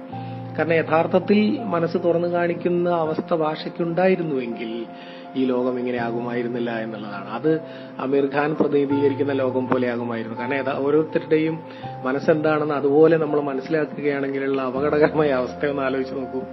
അപ്പൊ അതുകൊണ്ട് തന്നെ നമ്മൾ ലളിതമായി മനസ്സിലാക്കി വെച്ചിരിക്കുന്ന പോലെ ഭാഷ എന്ന് പറയുന്നത് ഒരു തുറന്നു കാണിക്കാനുള്ള ഉപാധിയല്ല. അല്ലെങ്കിൽ അങ്ങനെ ആയിരിക്കുമ്പോൾ തന്നെ അതിന് പലതും വളരെ സമർത്ഥമായി വളരെ വിദഗ്ധമായി മറച്ചുവെക്കുന്നതിനുള്ള ശേഷി കൂടി ഉണ്ട് എന്നുള്ളതാണ് ഈ വിമർശനാത്മക ഭാഷാശാസ്ത്രത്തിന്റെ അടിസ്ഥാന വിശ്വാസം എന്ന് പറയുന്നത്. അപ്പൊ ആ ഒരു സാധനത്തിൽ ഊന്നി നിന്നുകൊണ്ടാണ് ഈ നമ്മുടെ വിളംബരം, ക്ഷേത്രപ്രവേശന വിളംബരം എന്താണ്, വിളംബരം ചെയ്യുമ്പോൾ വിളംബരം എന്ന അർത്ഥത്തിൽ വിളംബരം ചെയ്യുന്ന ആശയങ്ങൾക്കുള്ളിൽ ഒളിപ്പിച്ചു വെച്ചിരിക്കുന്നത് എന്താണ് എന്നുള്ള അന്വേഷണത്തിൽ ശ്രമിക്കുന്നത്. അപ്പൊ നമുക്ക് ആ ഭാഗം ഒന്ന് നോക്കാം. ആശയവിനിമയോപാധി എന്ന നിലവിട്ട് ആശയത്തെ മറച്ചു വെക്കാനുള്ള ഉപകരണം എന്ന നിലയ്ക്ക് ഭാഷയെ കാണുമ്പോൾ, ഭാഷയെ നമ്മളിപ്പോൾ ആ രീതിയിൽ കാണുമ്പോൾ സാമൂഹിക രാഷ്ട്രീയ സംഭവങ്ങളെ വിലയിരുത്താനുള്ള പ്രത്യയശാസ്ത്ര പാരായണ സഹായി എന്ന നിലയ്ക്ക് കൂടി ഭാഷ പരിഗണിക്കപ്പെടും. അപ്പൊ ആ സമയത്ത് ഭാഷ എന്ത് ചെയ്യുന്നു, സാമൂഹ്യ ശാസ്ത്ര സാംസ്കാരിക സംഭവങ്ങളെയൊക്കെ വിലയിരുത്തുന്നതിനുള്ള ഒരു പാരായണ സഹായി കൂടിയായി പരിഗണിക്കപ്പെടും. അത്തരത്തിൽ ഭാഷാശാസ്ത്രത്തെ പരിഗണിക്കുന്ന ഭാഷാ സമീപന രീതിയാണ് വിമർശനാത്മക ഭാഷാശാസ്ത്രം. അപ്പൊ ഈ രീതിയിൽ ഭാഷ എന്ന് പറയുന്നത് തുറന്നു കാണിക്കുന്നതിനുള്ള ഉപകരണം മാത്രമല്ല, മറിച്ച് അത് പലപ്പോഴും സമർത്ഥമായി പല കാര്യങ്ങളും തമസ്കരിച്ച് മൂടിവെക്കുകയും ചെയ്യുന്നുണ്ട്. ആ മൂടിവെക്കുന്നതിനെ കൂടി മനസ്സിലാക്കുന്ന തരത്തിൽ ഭാഷയെ നമ്മൾ പഠിക്കുന്ന രീതിയെയാണ് വിമർശനാത്മക ഭാഷാശാസ്ത്രം എന്ന് പറയുന്നത്. അന്യോന്യം പൊരുത്തമുള്ള വാക്യങ്ങൾ അടങ്ങിയ സംഭാഷണമോ എഴുത്തോ ആണ് വ്യവഹാരം. സാധാരണ രീതിയിൽ ഒരു ഭാഷാ വ്യവഹാരം എന്ന് പറഞ്ഞാൽ അന്യോന്യം പൊരുത്തമുള്ള പദങ്ങളും വാക്യങ്ങളും കൂടി ഒരു പ്രത്യേക ആശയം ഉൽപ്പാദിപ്പിക്കുന്ന ഒരു സംഭാഷണമോ എഴുത്തോ ഒക്കെയാണ്. അതിനെയാണ് നമ്മളൊരു വ്യവഹാരം എന്ന് പറയുക. അധികാരം, ജ്ഞാനം എന്നിവ രൂപപ്പെടുത്തുവാൻ വ്യവഹാരം ഉപയോഗിക്കുന്നു. ഈ വ്യവഹാരം എപ്പോഴും നമ്മൾ ഉപയോഗിക്കുന്നത് സാധാരണഗതിയിൽ നമുക്കറിയാം ആശയവിനിമയത്തിനാണ്. എന്നാൽ ആശയവിനിമയം മാത്രമല്ല, മറിച്ച് ആശയവിനിമയം നടക്കുന്നത് ഏതൊക്കെയോ ജ്ഞാനത്തിന്റെ വിനിമയങ്ങൾ വഴിയാണ്. ഒരു കാര്യം നമ്മൾ പറയുന്നു, മറ്റൊരാൾ തിരിച്ചു പറയുന്നു, നമ്മൾ വീണ്ടും പറയുന്നു, അയാൾ തിരിച്ചു. അങ്ങനെ ഒരു വ്യവഹാരം അവിടെ രൂപപ്പെടുമ്പോൾ അതിനകത്തുകൂടെ ഒരു പ്രത്യേക തരത്തിലുള്ള ജ്ഞാനം വിനിമയം ചെയ്യപ്പെടുന്നുണ്ട്. ഈ ജ്ഞാനവിനിമയം നടക്കുന്നിടത്തൊക്കെ തീർച്ചയായിട്ടും അധികാരവും ഉണ്ടായിരിക്കും. അധികാരമില്ലാത്ത ഒരു ജ്ഞാനവിനിമയം സാധ്യമല്ല. ഏതെങ്കിലും തരത്തിലുള്ള ജ്ഞാനം ഏതെങ്കിലും രൂപത്തിൽ വിനിമയം ചെയ്യപ്പെടുന്നുണ്ടോ അവിടെയൊക്കെ സ്വാഭാവികമായിട്ട് നമ്മൾ വളരെ സൂക്ഷ്മമായി ശ്രദ്ധിച്ചാൽ മനസ്സിലാവും അതിനകത്തൊക്കെ പല രീതിയിലുള്ള അധികാരത്തിന്റെ രൂപങ്ങൾ കൂടി പ്രത്യക്ഷപ്പെടുന്നുണ്ട്. അപ്പൊ ഈ അർത്ഥത്തിൽ ഓരോ വ്യവഹാരവും അധികാരവുമായും ജ്ഞാനവുമായും ബന്ധപ്പെട്ട് കിടക്കുന്നതാണ്. അപ്പൊ ഭാഷ എപ്പോഴും എന്ത് ചെയ്യുന്നു? ജ്ഞാനത്തെ ഉൽപ്പാദിപ്പിക്കുന്നു, ജ്ഞാനത്തെ വിനിമയം ചെയ്യുന്നു. അതോടൊപ്പം അധികാരത്തെ കൂടി അത് പല രീതിയിൽ എന്ത് ചെയ്യുന്നു? വിനിമയം ചെയ്യുന്നു. അല്ലെങ്കിൽ പല രീതിയിൽ അധികാരത്തിന്റെ നിലകളെ അത് പ്രതിനിധാനം ചെയ്യുന്നു നമുക്ക് പറയേണ്ടി വരും. ഇത് നമ്മൾ വളരെ സിദ്ധാന്തങ്ങളൊന്നും ഇത്തരത്തിലുള്ള സാധനങ്ങളൊന്നും ഇല്ലാതെ തന്നെ ഒന്ന് ആലോചിച്ചാൽ നമുക്ക് മനസ്സിലാവും. സമൂഹത്തിൽ ഏറ്റവും വിദഗ്ധമായി മനോഹരമായി ഭാഷ കൈകാര്യം ചെയ്യുന്ന ആളുകൾക്ക് എപ്പോഴും ഒരു മേൽക്കൈ കിട്ടുന്നത് കാണാൻ സാധിക്കും. ഇപ്പൊ നമ്മളെ അധികാരികളായിട്ട് പ്രത്യക്ഷത്തിൽ വരുന്നത് ജനാധിപത്യത്തിൽ രാഷ്ട്രീയക്കാരാണ്. നമുക്കറിയാം, രാഷ്ട്രീയക്കാരാണ് നമ്മൾ അധികാരികളായിട്ട് മാറുന്നത്. അവർ മത്സരിക്കുകയും നേതാക്കന്മാരാവുകയും MLA-മാരും ജനപ്രതിനിധികളും MLA-മാരും മന്ത്രിമാരും ഒക്കെ ആയിട്ട് മാറുന്നതായിട്ട് കാണാം. ഇവരുടെ ഏറ്റവും പ്രധാനപ്പെട്ടിട്ടുള്ള ഇവരുടെ ക്വാളിറ്റി എന്ന് പറയുന്നത് എന്താണ്? നിങ്ങൾ ആലോചിച്ച് നോക്കുക. അത് തീർച്ചയായിട്ടും ഭാഷയിലുള്ള അവരുടെ വൈദഗ്ധ്യവും ഭാഷാപ്രയോഗത്തിലുള്ള അവരുടെ സാമർഥ്യവുമാണെന്ന് കാണാൻ സാധിക്കും. നോക്കുക, മിക്കവാറും എല്ലാ നേതാക്കന്മാരും വളരെ മികച്ച പ്രസംഗകരോ ആ രീതിയിൽ ഭാഷയെ കൈകാര്യം ചെയ്യാൻ കഴിവുള്ളവരായിരിക്കും. നമുക്കറിയാം, ഡിബേറ്റുകൾ, സംവാദങ്ങൾ, ഇപ്പൊ പുതിയ കാലത്ത് നേതാക്കന്മാരധികവും ഡിബേറ്റുകൾ, ടെലിവിഷൻ ഡിബേറ്റുകളിലും സംവാദങ്ങളിലൊക്കെ പങ്കെടുക്കുന്ന ആ രീതിയിലാണ് അവർ ശ്രദ്ധേയരായിട്ട് മാറുന്നത്. അപ്പം അത് മാത്രമല്ല, പഴയ കാലത്താണെങ്കിൽ ഏറ്റവും നന്നായിട്ട് രാഷ്ട്രീയക്കാരൊക്കെ പ്രസംഗകരായിരിക്കുമല്ലോ. മണിക്കൂറുകളോളം ജനക്കൂട്ടത്തെ ആകർഷിച്ച് നിർത്തുന്ന തരത്തിൽ പ്രസംഗിക്കാൻ കഴിവുള്ളവരായിരിക്കും. അപ്പൊ അവരുടെ ഭാഷാപരമായിട്ടുള്ള ശേഷിയാണ്. ആ ശേഷിയിലൂടെ അവർ ഈ ജനക്കൂട്ടത്തിനു മേൽ ഉൽപ്പാദിപ്പിച്ചെടുക്കുന്ന അധികാരമാണ് വാസ്തവത്തിൽ അവരെ ഈ പറയുന്ന ഒരു നേതാവ് എന്നുള്ള രീതിയിലേക്ക് മാറ്റുന്നത്. ഇനി നിങ്ങൾ പഴയ സമൂഹങ്ങളിലേക്ക് ആലോചിച്ച് നോക്കുക. പഴയ നേതാക്കന്മാര്, അതുപോലെ തന്നെ മതങ്ങളുമായിട്ട് ബന്ധപ്പെട്ടുള്ള പ്രബോധകന്മാര്, ഇവരെല്ലാവരും ഒരർത്ഥത്തിൽ അല്ലെങ്കിൽ മറ്റ് അവതാര പുരുഷന്മാരൊക്കെ നോക്കുക. അവരൊക്കെ പല രീതിയിൽ ഭാഷയെ കൈകാര്യം ചെയ്തവരും പ്രസംഗം നടത്തിയവരും ഗിരിപ്രസംഗം, മലമുകളിൽ കയറിയെന്നുകൊണ്ട് പ്രസംഗിച്ചിട്ടുള്ള അവതാര പുരുഷന്മാരുണ്ട്. അവരുടെ അതുപോലെ തന്നെ ഗീത ഉപദേശം നൽകിയ ആളുകൾ. അതൊക്കെ നമുക്ക് പ്രഭാഷണമാണ് യഥാർത്ഥത്തിൽ. ഭാഷാപരമായിട്ടുള്ള ഭാഷയിലൂടെ ജ്ഞാനം വെളിപ്പെടുത്തുന്ന ആളുകളാണ്. മനസ്സിലായല്ലോ? അപ്പൊ അങ്ങനെ ജ്ഞാനവിനിമയം നടത്തുകയും ആ ജ്ഞാനവിനിമയത്തിലൂടെ അധികാര കേന്ദ്രമായി മാറുകയും ആ അധികാരം ജനക്കൂട്ടത്തിന് മേൽ, ജനങ്ങൾക്ക് മേൽ വളരെ സമർത്ഥമായിട്ട് ഉപയോഗിക്കാൻ കഴിവുള്ളവരായി തീരുകയും ചെയ്യുന്ന ആളുകൾ. അപ്പൊ തീർച്ചയായിട്ടും ഭാഷാപ്രയോഗങ്ങളൊക്കെ തന്നെ, ഭാഷാ വ്യവഹാരങ്ങളൊക്കെ തന്നെ ഒരു ഭാഗത്ത് ജ്ഞാനവുമായി ബന്ധപ്പെടുന്നത് പോലെ തന്നെ അതിന്റെ അടിത്തട്ടിൽ അധികാരം കൂടി പ്രവർത്തിക്കുന്നുണ്ട് എന്നുള്ളത് വളരെ വ്യക്തമായിട്ടുള്ള കാര്യമാണ്. അപ്പൊ അധികാരം, ജ്ഞാനം എന്നിവ രൂപപ്പെടുത്താൻ വ്യവഹാരം ഉപയോഗിക്കപ്പെടുന്നു. സന്ദർഭത്തിന്റെ അടിസ്ഥാനത്തിൽ യഥാർത്ഥ പാഠത്തിന്റെ ഭാഷാപഗ്രഥനം നടത്താൻ ഈ പദ്ധതിക്ക് കഴിയുന്നു. അപ്പോൾ ഈ പറഞ്ഞ കാര്യങ്ങളൊക്കെ മനസ്സിൽ വെച്ചുകൊണ്ട് ഏതൊക്കെ കാര്യങ്ങൾ മനസ്സിൽ വെക്കണം? ഒന്നാമതായിട്ട്, ഭാഷ എന്ന് പറയുന്നത് ആശയവിനിമയോപാധി മാത്രമല്ല, അത് ആശയത്തെ തമസ്കരണം ചെയ്യുന്ന, ആശയത്തെ പ്രത്യയശാസ്ത്രപരമായി മൂടിവെക്കുന്ന ഒരു ഉപകരണം കൂടിയാണ് എന്നുള്ളത് ഒന്ന്. രണ്ടാമത്തത്, ഭാഷ ഒരു വ്യവഹാരമായി മാറുന്നത് ഏതെങ്കിലും തരത്തിലുള്ള വിനിമയം അത് നടത്തുന്ന സമയത്താണ് നമ്മൾ അതിനൊരു വ്യവഹാരം എന്ന് പറയുന്നത്. അന്യോന്യം പൊരുത്തമുള്ള വാക്യങ്ങളോ പദങ്ങളോ അടങ്ങിയ സംഭാഷണമോ എഴുത്തോ ഒക്കെ ചേർന്നിട്ട് ഭാഷയുടെ ഒരു പ്രയോഗ സന്ദർഭമാണ് ഒരു വ്യവഹാരമായിട്ട് മാറുന്നത് എന്നാണ്. ഇനി അതിനപ്പുറത്ത് അതൊരു കേവല വ്യവഹാരം മാത്രമാണ്. അതൊരു യഥാർത്ഥ വ്യവഹാരമായിട്ട് മാറുമ്പോൾ അതിനകത്ത് അധികാരത്തിന്റെയും ജ്ഞാനത്തിന്റെയും അടരുകൾ കൂടി ചേർന്നിരിക്കും എന്നുള്ളതാണ്.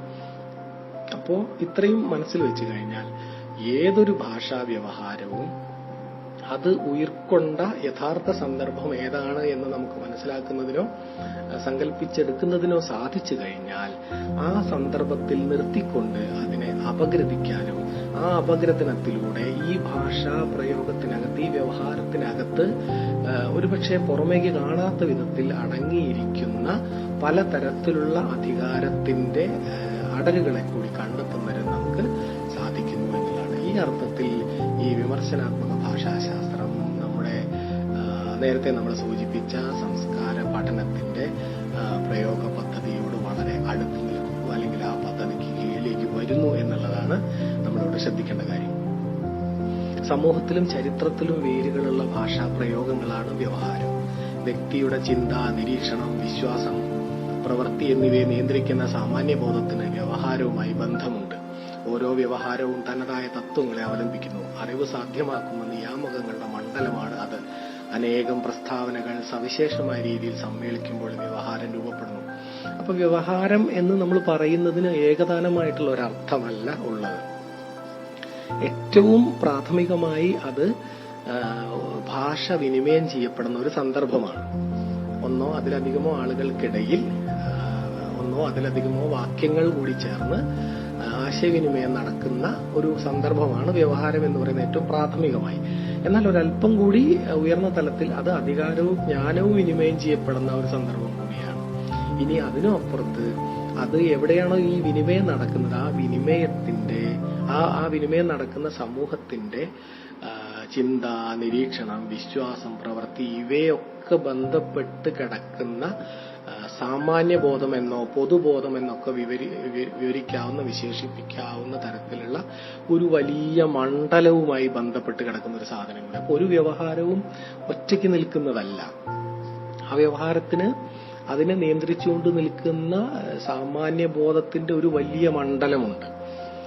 അപ്പൊ ആ മണ്ഡലത്തിനകത്താണ് അതിപ്പോ നമ്മൾ മലയാളിയാവുന്നത് ഇത്തരത്തിലുള്ള ഒരു വ്യവഹാര മണ്ഡലത്തിനകത്താണ്. മലയാളിയുടെ പൊതുവായിട്ടുള്ള ഒരുപാട് പൊതുബോധങ്ങളുടെയും സാമാന്യബോധങ്ങളുടെയും ആകത്തുകയുടെ ഉള്ളിൽ നമ്മൾ നിൽക്കുന്നത് കൊണ്ടാണ് നമ്മൾ മലയാളിയായി മാറുന്നത്. അല്ലെങ്കിൽ നമ്മൾ ഏതെങ്കിലും ഒരു രാഷ്ട്രീയ കക്ഷിയുടെ അനുയായിയായിട്ട് മാറുന്നത് അത്തരത്തിലുള്ള ഒരു പൊതു സാമാന്യ ഐഡിയോളജിയുടെ മണ്ഡലത്തിൽ നിൽക്കുമ്പോഴാണ്. അപ്പൊ ഇങ്ങനെ ഒരു വ്യവഹാരവും ഒറ്റയ്ക്ക് നിൽക്കുന്നില്ല. ആ വ്യവഹാരങ്ങളൊക്കെ പല രീതിയിൽ കൂടിച്ചേർന്ന് ഒരു പൊതുവ്യവഹാരത്തിന്റെ ഭാഗമായി നിൽക്കുകയാണ് ചെയ്യുന്നത്. അതിനെ മൊത്തത്തിൽ വേണമെങ്കിൽ നമുക്കൊരു വ്യവഹാരം എന്ന് വിളിക്കാൻ സാധിക്കും. അപ്പൊ ഇങ്ങനെ വ്യവഹാരം എന്ന് പറയുന്നത് ഏതെങ്കിലും ഒരു ചെറിയ ഒരു ഏകദാനമായിട്ടുള്ള ഒരർത്ഥത്തിലല്ല എടുക്കേണ്ടത്, മറിച്ച് അതിന്റെ സന്ദർഭത്തിനനുസരിച്ച് ആ പ്രയോഗത്തിന് കൂടുതൽ വിശാലമായിട്ടുള്ള അർത്ഥതലങ്ങളെ ഉൾക്കൊള്ളാൻ സാധിക്കുമെന്ന് നമ്മൾ മനസ്സിലാക്കേണ്ടതുണ്ട്. അപ്പൊ അത്തരത്തിലുള്ള വ്യവഹാരങ്ങളുടെ വിമർശനാത്മകമായിട്ടുള്ള അപഗ്രഥനമാണ് യഥാർത്ഥത്തിൽ ഈ വിമർശനാത്മക ഭാഷാശാസ്ത്രം കൊണ്ട് ഉദ്ദേശിക്കുന്നത് എന്നാണ് ലേഖകൻ പറഞ്ഞു വരുന്നത്. സാമൂഹിക സാഹചര്യം, സാമൂഹിക സ്ഥാപനം, സമൂഹം എന്നിങ്ങനെയുള്ള 3 തലങ്ങൾ വ്യവഹാരത്തിനുണ്ട്. വ്യക്തമാണല്ലോ നമ്മൾ നേരത്തെ പറഞ്ഞതിൽ നിന്ന്. ഒരു വ്യവഹാരം രൂപം കൊള്ളുമ്പോൾ അതിന്റെ ഒരു സാമൂഹിക സാഹചര്യമുണ്ട്, അതിന്റെ ഒരു സാമൂഹിക സ്ഥാപനമുണ്ട്, അതിന്റെ ഒരു സമൂഹം. അപ്പൊ തിരിച്ചാണ് പറയേണ്ടത്, അദ്ദേഹം കൊടുത്തിരിക്കുന്ന ഓർഡറിലല്ല പറയേണ്ടത്. സമൂഹം ആണ് ആദ്യം, അത് ഉൽപ്പാദിപ്പിക്കപ്പെടുന്ന ഒരു സമൂഹമുണ്ട്, പിന്നെ ഒരു സാമൂഹിക സ്ഥാപനമുണ്ട്. ഈ വ്യവഹാരത്തിലൂടെ രൂപം കൊള്ളുന്ന ഒരു സാമൂഹിക സ്ഥാപനമുണ്ട്, അതിനൊരു സാമൂഹിക സാഹചര്യമുണ്ട്. ഇങ്ങനെ 3 തലങ്ങളെങ്കിലും ഒരു വ്യവഹാരത്തിനുണ്ട്. ഉൽപാദനത്തിന്റെ സാമൂഹികാവസ്ഥയെയും വ്യാഖ്യാനത്തിന്റെ സാമൂഹികാവസ്ഥയെയും വ്യവഹാരം ഉൾക്കൊള്ളുന്നുണ്ട്. ഉൽപാദനത്തിന്റെ സാമൂഹികാവസ്ഥയെയും വ്യാഖ്യാനത്തിന്റെ സാമൂഹികാവസ്ഥയെയും വ്യവഹാരം ഉൾക്കൊള്ളുന്നുണ്ട്. അതായത് സാമൂഹികതയാൽ നിർണയിക്കപ്പെടുന്ന ഭാഷാ പ്രയോഗങ്ങളാണ് വ്യവഹാരം. അപ്പൊ ചുരുക്കി പറഞ്ഞാൽ നമ്മൾ വിചാരിക്കുന്നത് ഭാഷ വളരെ ഇൻഡിപെൻഡന്റായി സ്വതന്ത്രമായി നിൽക്കുന്ന ഒരു സാധനമാണ് എന്നും അത് ഏത് കാലത്തും ഒരുപോലെ എല്ലാവർക്കും ഉപയോഗിക്കാൻ കഴിയുന്ന വളരെ മെക്കാനിക്കലായിട്ടുള്ള ഒരു ഉപകരണമാണ് എന്നുമാണ്. പക്ഷെ അതങ്ങനെയല്ല. മറിച്ച് അത് പ്രയോഗിക്കപ്പെടുന്ന ഒരു സമൂഹത്തിന്റെ സാമൂഹിക ഉൽപാദനവുമായി കൂടി ബന്ധപ്പെട്ട് നിൽക്കുന്ന തീർത്തും സാമൂഹികതയിൽ അധിഷ്ഠിതമായിട്ടുള്ള ഒരു വ്യവഹാരമാണ് ഭാഷ എന്ന് പറയുന്നത്. അതിനെ നിർണയിക്കുന്നത് തന്നെ അതിന്റെ സാമൂഹികതയാണ് എന്നുള്ളതാണ്. ഇത് ഇത്രയൊന്നും സൈദ്ധാന്തികമായി പറയാതെ തന്നെ നമുക്ക് ആലോചിച്ചാൽ അത് മനസ്സിലാവും. അതുകൊണ്ടാണ് പല സ്ഥലങ്ങളിൽ പല ഭാഷയുണ്ടാവുന്നത്.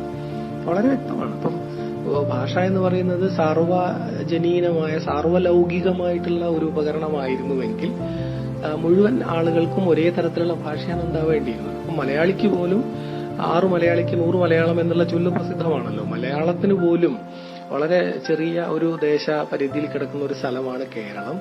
അതിനകത്ത് പോലും വിവിധ ജില്ലകൾക്കുള്ളിൽ തന്നെ വീണ്ടും അവാന്തര ഭാഗങ്ങളായി പ്രദേശങ്ങൾക്കനുസരിച്ച് സ്ഥലങ്ങൾക്കനുസരിച്ച് ഭാഷ മാറിക്കൊണ്ടേയിരിക്കുകയാണ്.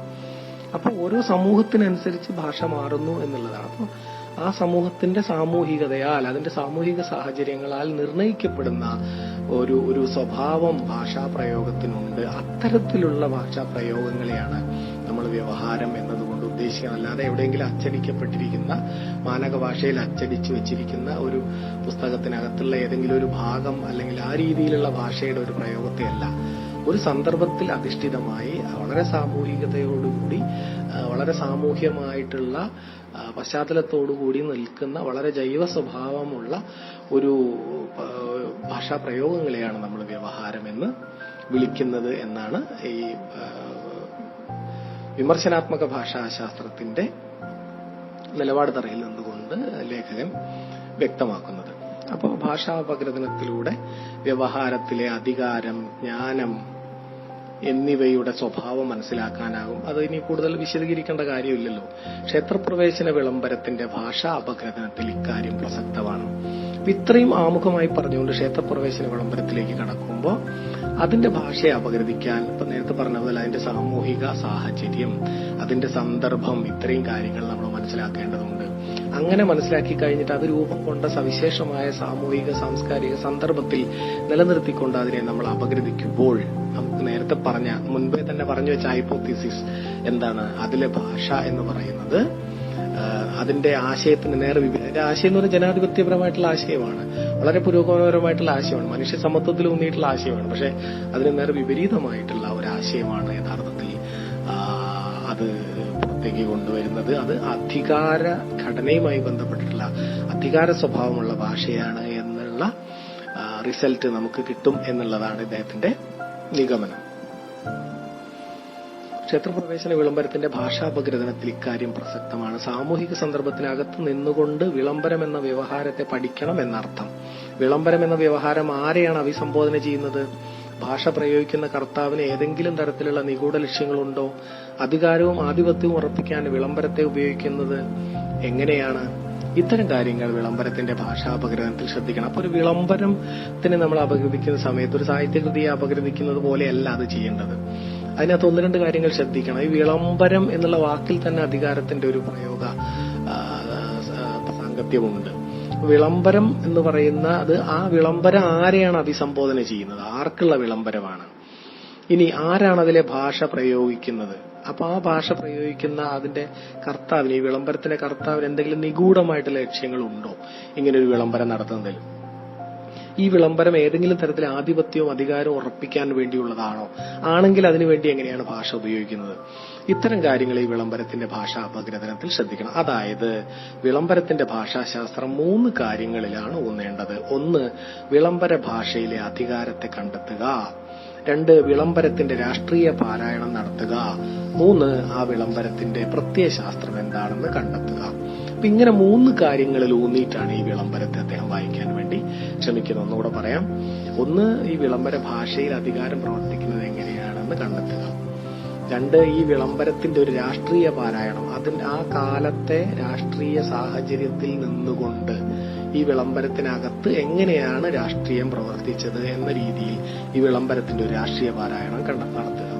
3, ഇതിനകത്ത് എന്ത് പ്രത്യയശാസ്ത്രമാണ് പ്രവർത്തിക്കുക, എന്ത് ഐഡിയോളജി, എന്ത് ആശയമാണ് ഈ വിളംബരത്തിനകത്ത് നിൽക്കുന്നത്. അതിനകത്ത് എന്തോ ഒരു ആശയം ഉണ്ടായിരിക്കുമല്ലോ ഏത് സാധനത്തിനകത്ത്. നമ്മൾ നേരത്തെ പറഞ്ഞ പോലെ ഏത് വ്യവഹാരവും പ്രത്യേക രീതിയിലുള്ള ഒരു ജ്ഞാനവിനിമയത്തെ ഉൽപ്പാദിപ്പിക്കുന്നുണ്ട്. അപ്പൊ എന്ത് തരത്തിലുള്ള ജ്ഞാനമാണ് ഇതിനകത്തുള്ളത് എന്നും അതിനെ നിർണ്ണയിക്കുന്ന ആശയ സംഹിത എന്താണ് എന്നുള്ളത് കണ്ടെത്തുക എന്നുള്ളതാണ് ഈ വിളംബര വിളംബരത്തെ ഭാഷാശാസ്ത്രപരമായിട്ട്, പ്രത്യേകിച്ച് വിമർശനാത്മക ഭാഷാശാസ്ത്രപരമായി പഠിക്കുമ്പോൾ നമ്മൾ ചെയ്യേണ്ടത് എന്നാണ് ഇദ്ദേഹം പറയുന്നത്.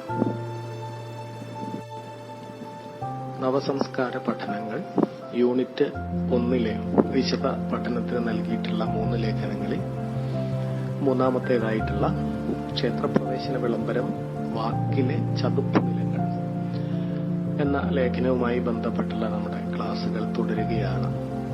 കഴിഞ്ഞ 3 ക്ലാസുകളിലായി നമ്മൾ ചർച്ച ചെയ്തത് വ്യവഹാരാത്മക വിമർശനാത്മക ഭാഷാശാസ്ത്രം എങ്ങനെ പ്രവർത്തിക്കുന്നു എന്നുള്ളതും ഏത് തരത്തിലാണ് അത് ഭാഷാ വ്യവഹാരങ്ങളെ അപഗ്രഥിക്കുന്നത് എന്നുമുള്ള കാര്യമാണ്. ഇതുമായി ബന്ധപ്പെട്ട് വ്യവഹാരം എന്നത് എന്താണെന്നും അത് ഏത് രീതിയിലാണ് അത് രൂപം കൊള്ളുന്ന സന്ദർഭവുമായി ബന്ധപ്പെട്ട് കിടക്കുന്നത് തുടങ്ങിയ കാര്യങ്ങളൊക്കെ നമ്മൾ വിശദമായി ചർച്ച ചെയ്യുകയുണ്ടായി. അപ്പോൾ ഈ വിളംബരവുമായി ബന്ധപ്പെട്ടിട്ടുള്ള ഒരു പഠനത്തിൽ ഏതൊക്കെ കാര്യങ്ങളിലാണ് ഊന്നൽ കൊടുക്കേണ്ടത് എന്നുള്ള കാര്യവും ലേഖകൻ സൂചിപ്പിക്കുകയുണ്ടായി. കൃത്യമായി 3 പോയിന്റുകൾ അദ്ദേഹം എടുത്തു പറയുന്നുണ്ട്. ഒന്ന്, വിളംബരത്തിന്റെ ഭാഷയിലെ അധികാരത്തെ കണ്ടെത്തുന്നതിനായിരിക്കണം നമ്മുടെ ശ്രമം. രണ്ടാമത്, വിളംബരത്തിന്റെ രാഷ്ട്രീയ പാരായണം നടത്തണം.